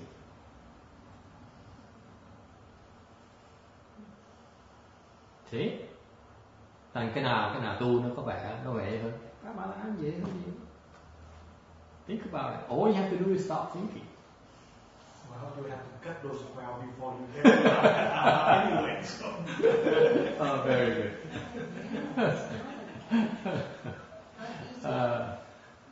Okay, so ông cờ đùa luôn đó là muốn ngừng suy nghĩ là phải hiểu cái 12 nhân duyên đó mới ngừng suy nghĩ được. Okay, so if you cultivate samadhi, okay, chances are that you begin to regain control of your thinking process. Khi mình tu thiền định thì càng ngày mình được tự chủ về cái mình ngừng suy nghĩ, mình nhảy vào nhập định của ông A-la-hán. That's why in terms of attainment, the arhat's level is lower than Pratyeka Buddhas. Vì vậy cái chiếu hệ của ông A-la-hán, người A-la-hán thấp hơn duyên giác xa. Và duyên giác hiểu 12 cái nhân duyên, cái hiểu biết người duyên giác rộng A-la-hán. Therefore, the arhat's wisdom is so much smaller compared to the Pratyeka Buddhas. Bích Chi Phật, cái huệ họ lớn vậy. Okay? And what happens is that once you have the arhat samadhi, they use that samadhi to begin to destroy the remaining delusions. Cái người A-la-hán khi mà nhận được cái định của trong pháp nhận nó rồi, cái định đó rồi, dùng tiền định đó, bắt đầu trong cái định đó họ bắt đầu họ phá tan những cái vô minh khác còn là tu. Alright? Phá tan, phá dục, phá chia thành quan trọng, quan điểm vẫn là. So the key thing here is still samadhi power. Once you enter the samadhi, then you're able to destroy further that confusion. Isn't it fascinating? See, it takes work. Bởi vì cần tu như vậy. Phật bắt mình tu như vậy. Tại vì muốn phá cái vô minh, muốn phá cái hoặc mình phải tu. Phật định sẽ phá cái hoặc mình. Okay? Questions? Có thắc mắc gì nữa không? Like cloud, great samadhi, đại định, ánh sáng, mây. This represents the God realm. The gods, cái này là đại biểu cho cái thế giới của mấy ông nên tiên là sao? Tiên the gods are always in samadhi. That's why it's called great samadhi. Những người thiên là người ta lúc nào cũng ở trong cái định. By their own blessings. Những người thiên nhân người ta khi nào ở trong thiền định, tại vì cái đó là tại cái ta có nhiều cái phước báo. Cái phước báo đó, these blessings arise from the particular set of blessings they rely on is from the cultivation of 10 good deeds and the 10 good deeds. Là họ tu 10 cái thiện pháp. They also take refuge with the triple jewel and receive the 5 precepts. Họ cũng là quy tam bảo với là thọ ngũ giới. Okay?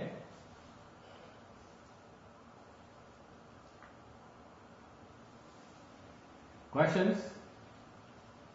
I will elaborate more on the God's realm in the next section. Mình sẽ giảng tiếp về cái phần những cái thiên thần này vui lắm, họ sướng với sợ, họ vui thú, đời họ thích thú với sợ, thú hơn ở đây nhiều. Their lifestyle is so much more pleasant than ours. Okay, so I will elaborate more on the next section. The great auspicious light cloud, cái đài cát tường, ánh sáng, mây ánh sáng. They represent the human realm. Okay, để họ đại biểu cho cái cõi người. And you plan the causes to be in the human realm, trồng cái nhân duyên để trong cái cõi người này bằng cách quy và thọ ngũ giới. By taking refuge and taking the 5 precepts, receiving the 5 precepts. The light cloud of great blessing, ánh sáng mây của đại phước. They represent the Asura realm. They have the virtues of the gods. Okay, they have the wisdom, the virtues of the gods, but not the blessings. Therefore, they're always trying to be the God, be a God, the God complex, if you will. Nhưng mà họ có những cái đức của những ông trời, nhưng đều không đủ cái phước của trời, thành không ở trời được, ở dưới này. So therefore they cannot live in the heavens, they live lower in our realm. Okay? And the point here, tại sao mình nói chuyện về phước này? Because blessings are a key part of cultivation. Blessing, you attain blessing from giving and crossing your legs and so on. Mình tạo phước bằng cách là mình bố thí, mình tu hành. They're important because they assist the proper way, phù đạo. The reason you need assistance is because when you cultivate, you encounter a lot of obstructions. Khi tu hành, không tu thì không sao hết. You don't cultivate, no problem. As soon as you set forth your mind to cultivate, you have all kinds of problems. You're sick, your daughter gets mad at you for behaving weirdly. Your boyfriend says, you don't love me anymore. Everyone is pulling you away from cultivation. Your friend who you never heard of suddenly calls you and says, hey, how about a drink today? And I'm throwing a big party. I want you to come. Yeah. Khi mình tu thôi, bắt đầu tu một cái là biết bao nhiêu cản trở, chồng than là bỏ bê ông đó, bạn thì kêu tới rượu đi uống rượu, cuối tuần đi chơi.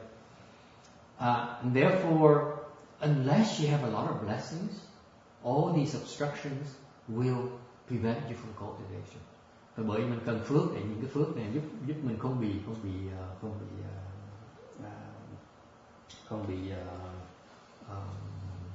kéo đi lạc đường. Okay. Without the blessings, you cannot possibly understand the principles.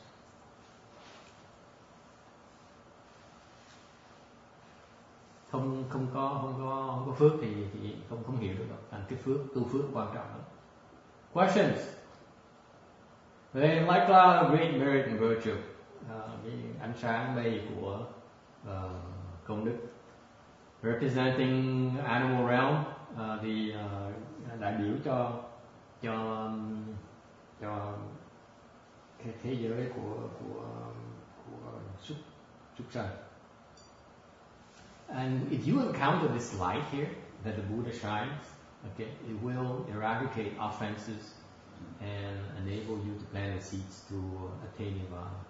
Nếu mà có cái duyên mà thấy được, gặp được cái ánh sáng mây này thì sẽ được trừ tội, diệt tội và đạt niết bàn trong tương lai. Okay. Và tạo được những cái thiện pháp and plant the seeds for produce good dharmas. Right? Question? The light cloud of great virtues, ánh sáng mây của đại quy y, representing the hungry ghost realm, cái thế giới thứ 10 của ngạ quỷ.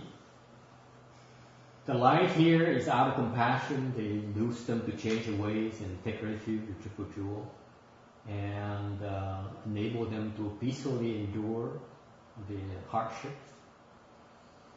Cái ánh sáng mây này giúp họ đổi hướng, chuyển hướng, đổi sửa cái sai, làm chuyện tốt, và nhất là giúp đỡ cho những cái ngạ quỷ này khổ sở, giúp đỡ họ qua những cái hoàn cảnh khó khăn. Okay. Questions? Oh, there's one more. There's one last cloud. The 10th cloud is the light cloud of the hell, representing the hell's realm of great praise. Đại tán thán của đại biểu cho địa ngục.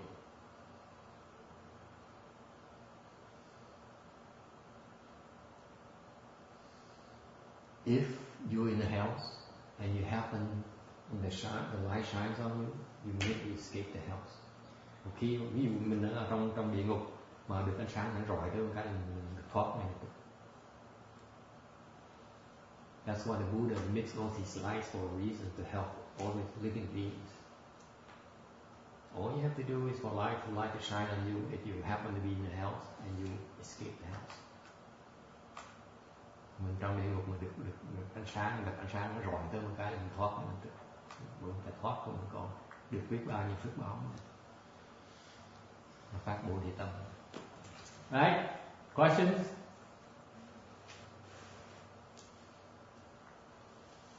After emitting more indescribable clouds of light, he also emitted a great many wonderful subtle sounds, such as the Dana sound, Paramita sound, the Sila Paramita sound, the Kshanti Paramita sound, the Virya Paramita sound, the Dhyana Paramita sound, and the Prajna Paramita sound.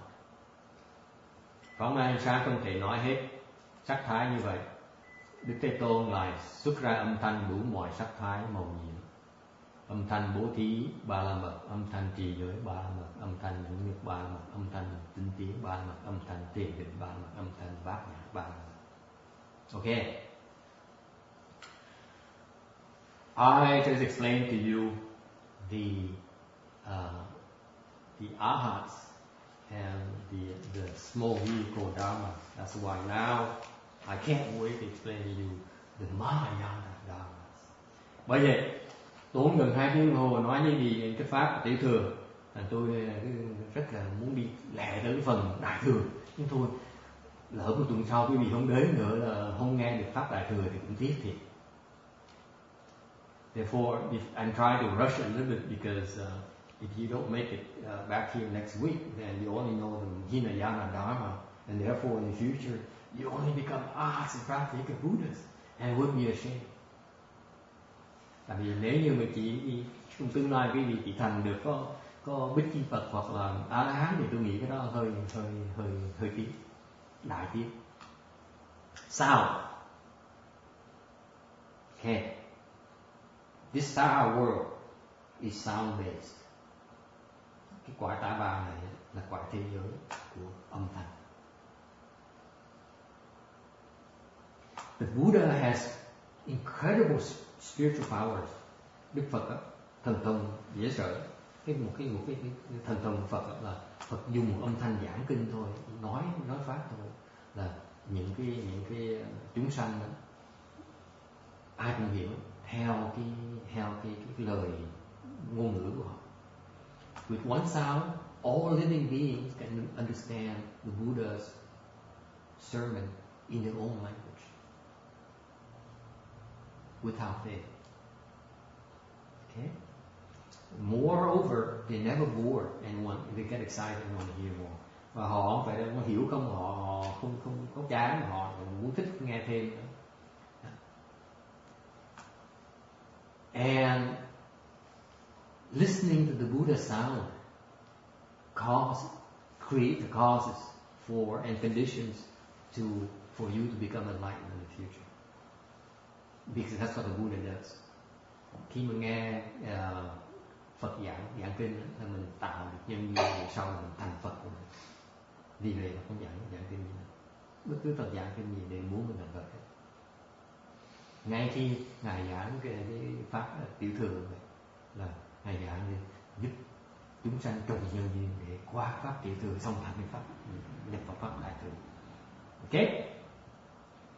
And the Buddha sound is not bound by space, because his disciple Moggallana is number one in spiritual powers, and he can travel very far to the east. He can still hear the Buddha sound as if it were right in front of him. Như ngài Mục Kiền Liên, ngài đại đệ nhất thần thông, đệ tử thanh văn của Phật, dùng thần thông đi về phía hướng đông, đi hết sức của ngài vẫn nghe cái âm thanh của Phật giảng kinh giống như là ngay trước mắt. Okay, so far so good. Is that enough for today?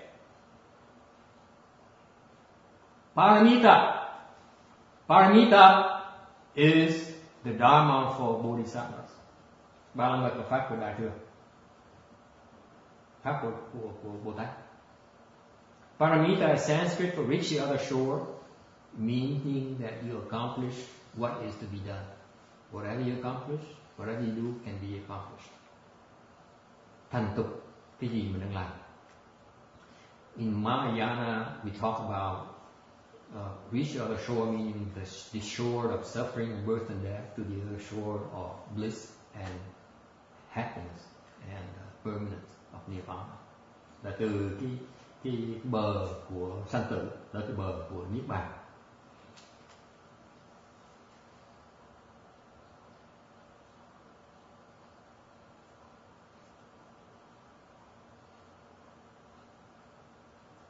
The paramitas are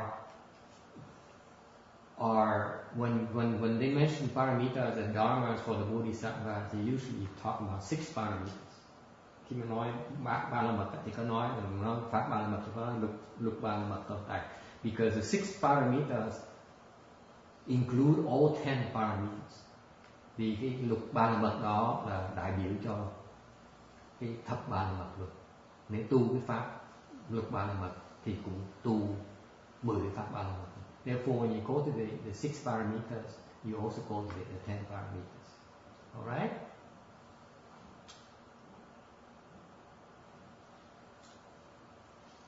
Questions?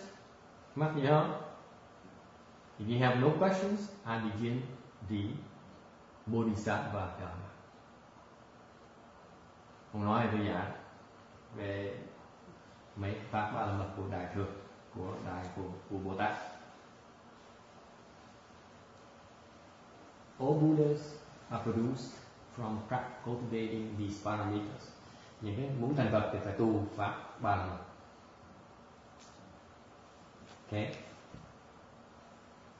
Những cái pháp Đại thừa đều nằm trong cái lục ba la mật này. All Mahayana is contained within the 6 paramitas. That's why it's important for you to understand the 6 paramitas. Vì vậy mình phải cần hiểu cái lục ba la mật là gì.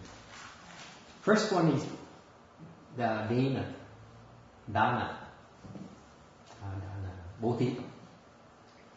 The Dharma of giving, the pháp bố thí. Notice, this is the very first Dharma of Mahayana. If you want to learn to become a Buddha, the first thing you have to learn is giving. That's how important it is. Cái pháp này có cái thứ tự là quan trọng. Tại trong pháp Đại thừa muốn thành Phật, pháp bố thí mà bên Đại thừa học là pháp bố thí. Think about it. Okay? Bố thí. Giving, ba cái loại bố thí của pháp, bố thí của vô ý, bố thí của tài bố thí. Giving of wealth, Dharma and fearlessness. Notice the three kinds of giving. Có ba cái loại bố thí này. Okay. The Chinese or the typical person would say, oh, in terms of giving, Dharma giving is number one. Thì những người thông thường người ta nói là về bố thí, về pháp bố thí là vi thủ, là quan trọng nhất. I happen to think that they all are important. Tôi không nghĩ như vậy. Tôi nghĩ ba cái đều quan trọng. Đúng, pháp bố thí quan trọng tại vì cái pháp bố thí là cho mình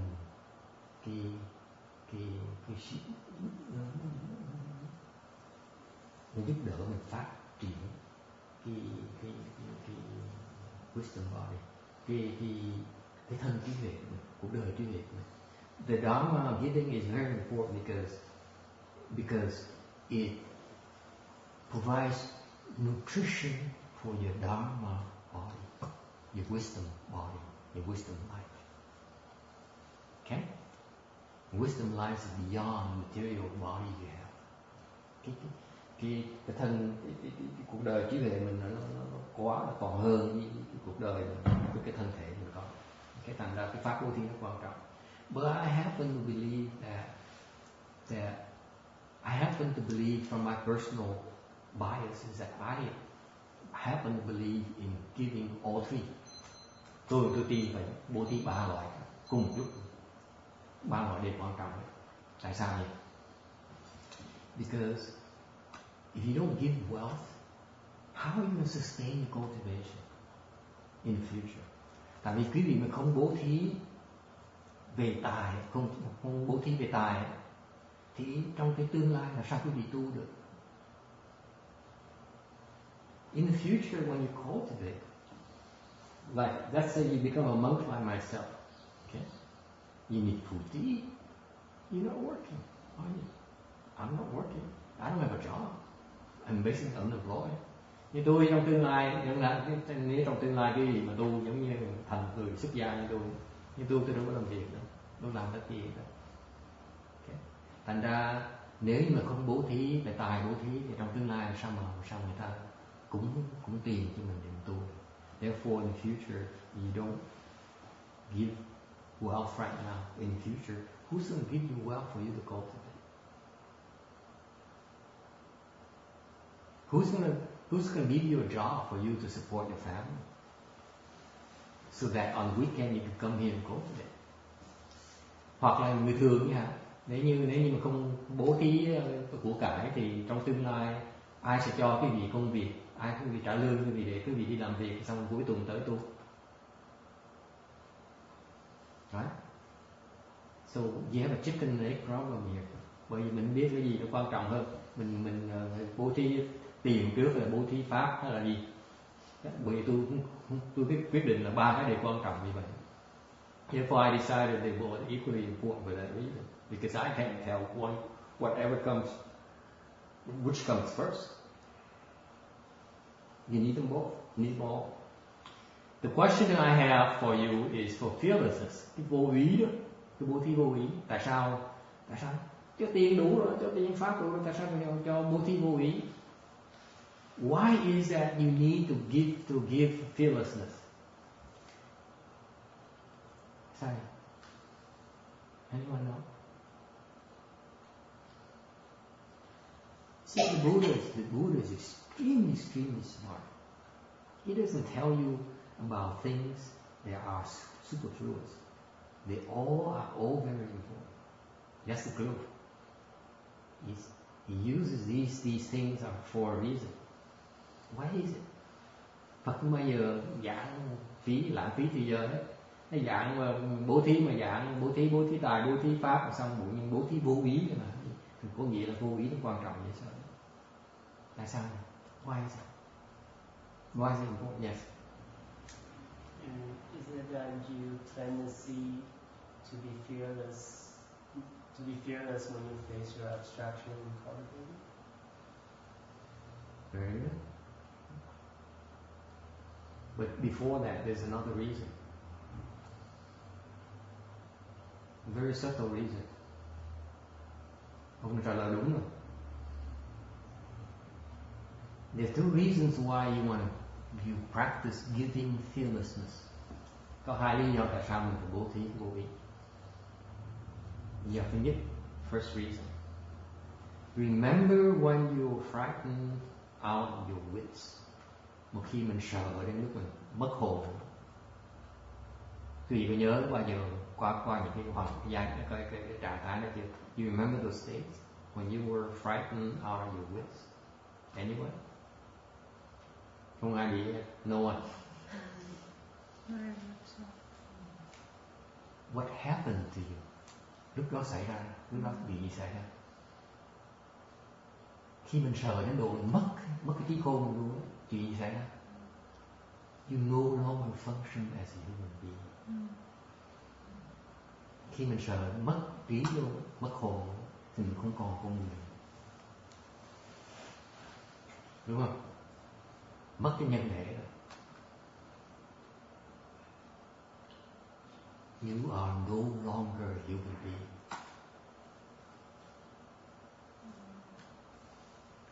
Crawl into a hole and hide. You don't function anymore. First things first. Okay. Tại lúc mình mất trí, sợ đến rồi mất trí, mình không còn con người, không thể hoạt động, không thể hành động. Thành ra mình phải cần cái vô ý như vậy.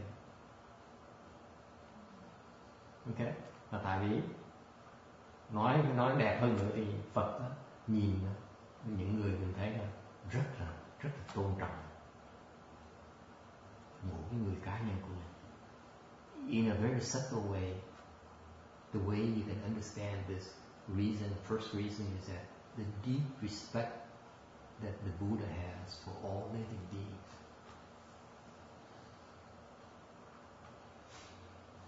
You buy that?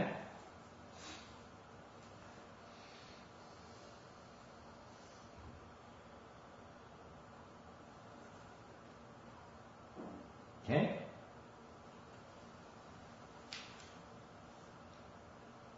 Number two reason is, cái lý do thứ nhì is because you're not there yet. Quý vị chưa ở đó thôi. Chứ quý vị cần tu, cần gặp những cảnh giới dễ sợ. Because when you go to there, there will be very frightening experiences.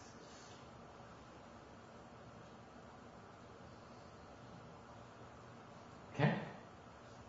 So, it's not too late yet. It's still early for you to quit.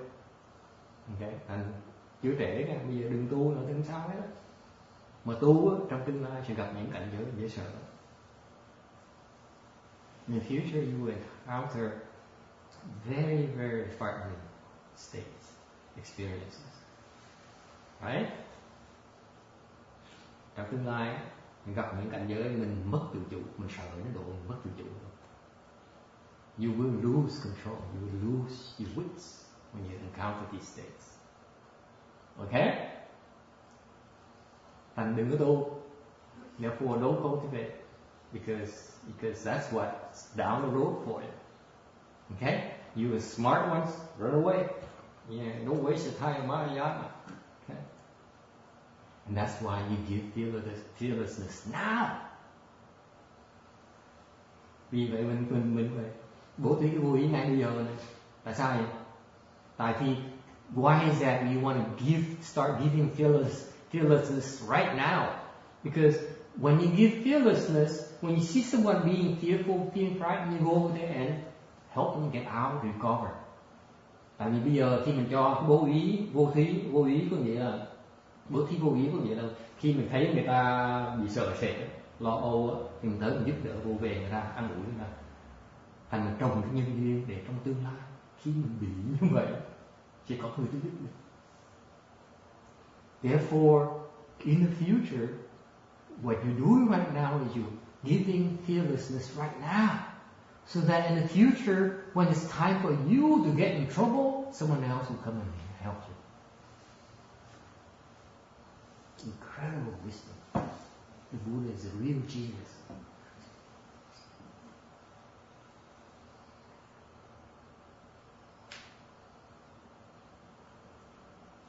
Bởi vậy Phật là đại trí giả, thấy trước cái đó hết rồi, thành dạy cho mình. That's why no one explains this fearlessness Dharma here, folks. Okay? Because không ai giảng về cái vô ý này, tại vì họ chưa gặp cảnh giới vô ý, cảnh giới nguy hiểm. Okay? Better give now. Start giving now. Don't wait.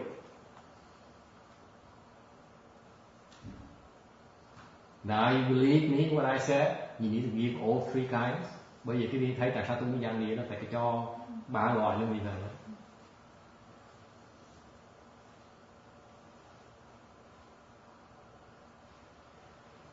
Alright. Có ai giảng, nghe cái gì giảng, nghe ai giảng về cái bố thí vô ý bằng cái là lạ không? So this is important because I dwell a little bit longer on fearlessness because I know that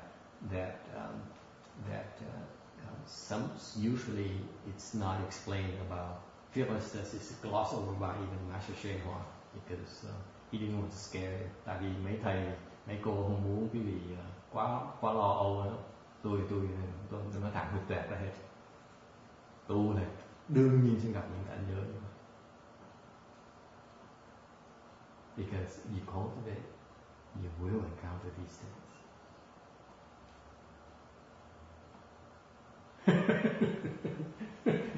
Oh no. Not for me. I'm glad I'm not cultivating. There you go, you're smart. Yes? How do you properly give fearlessness? Because saying when someone's scared, you tell the person that everything will be okay. Another good question. This boy impresses me. Hỏi tốt, giỏi vậy. Làm sao cho vô ý bây giờ? Tại cũng nghe nói là trước sau sẽ gặp, trước sau sẽ bị đúng không? Bị đòn hết không? Bây giờ làm sao mà cho bây giờ? Thế nó hỏi con dễ sợ. See, you're getting better. Did I say that? Did I tell you that? It is a mindset.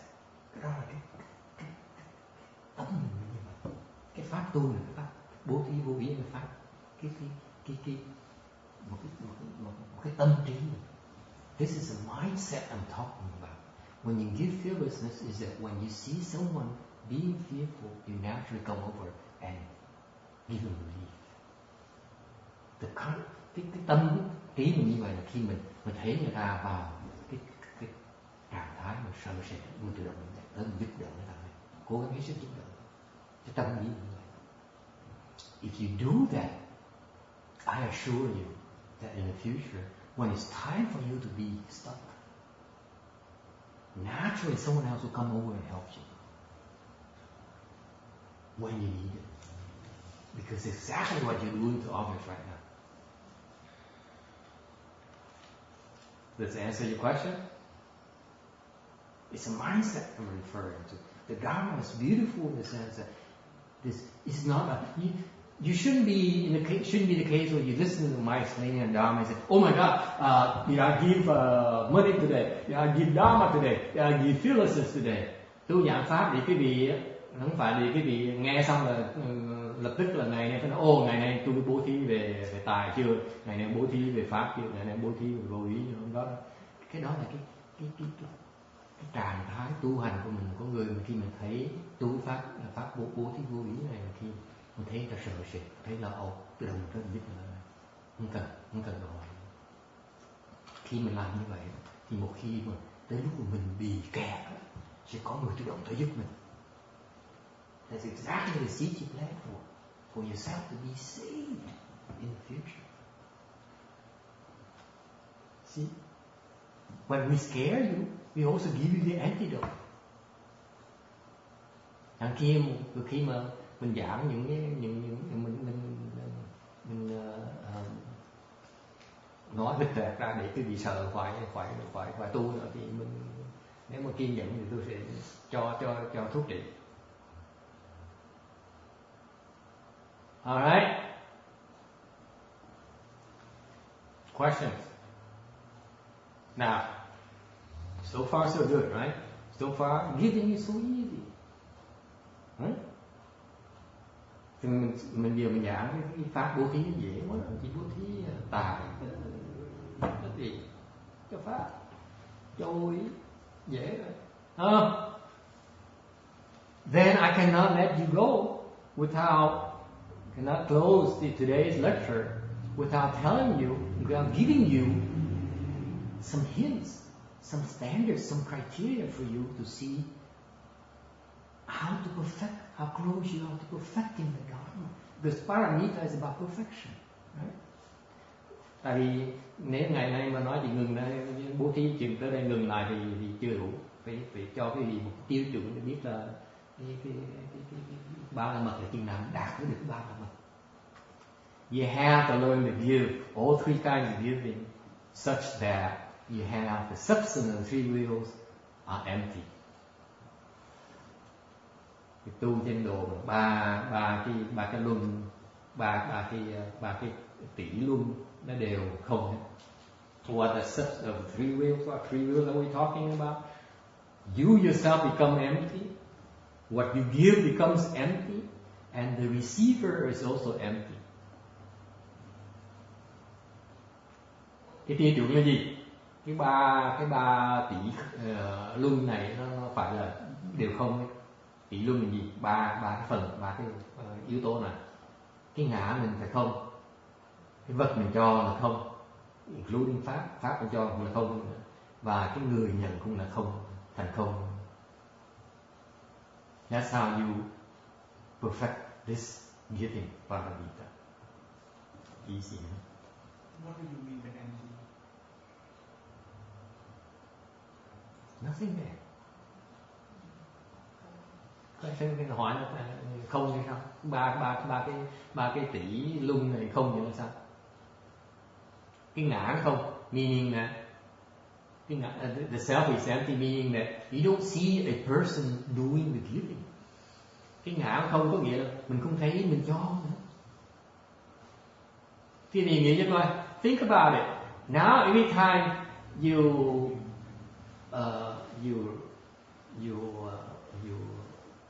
reach for your wallet and take out a dollar bill, some money, you say, today 4 hours, today $2 per hour, so $8. Nhà như cái gì bữa nay có mấy người từ sáng giờ tới tu thì nói thôi chắc phải cũng vừa cái tính rồi, cứ giờ $2 đủ rồi, $2 nhân 4 là 8. Thì ngày nếu mình cho $8 mình rộng rãi rồi. Therefore you should be giving $8, which is reasonable, right? You still see a giver, right?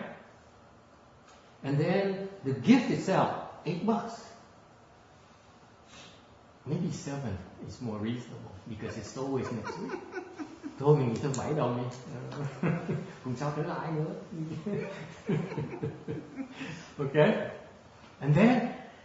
And then you see that guy, the bull-headed guy. See, he says he's used to being poor, therefore maybe $6.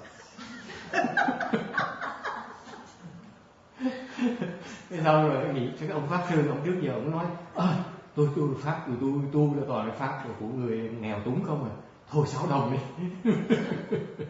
So you see, the giver is not empty, the money is not empty. You see a big deal with the money. You see the receiver is a big deal as well. You are not empty. None of it is empty. Cả ba cái đều tôi là không hết. The work at it. Okay? Because if you don't, tại vì nếu như quý vị không có chịu thoát cái kẹt đó, là you will be stuck. You will be only reaping heavenly rewards. Tại vì nếu quý vị không chịu, không cố gắng mà bỏ mấy cái ba cái tỷ luân đó thành không, thì quý vị sẽ hưởng được những cái phước báo của trên trời. You will never become enlightened. Không bao giờ giác ngộ.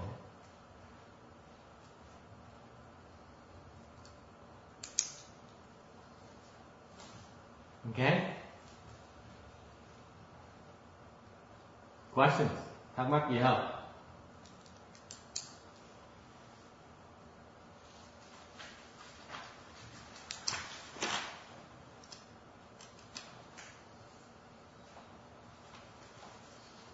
Finally, vì tôi muốn kết thúc ngày hôm nay mình nói một cách nói là cái pháp, tại sao cái pháp Bồ Tát, pháp Bồ Tát, pháp Bố Thí.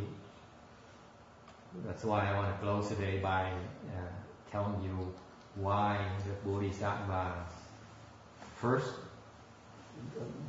the Bodhisattvas' most important Dharma is giving, because the Bodhisattvas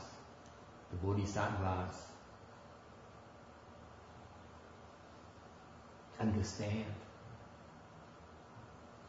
and therefore they renounce their own blessings to give them away. That's the mindset of Bodhisattva. Những ngài Bồ Tát vẫn rất chú trọng cái pháp bố thí, là tại vì ngài có trí huệ, thay vì ngài hưởng thụ những cái phước báo của ngài, hãy nhìn để ngài cho.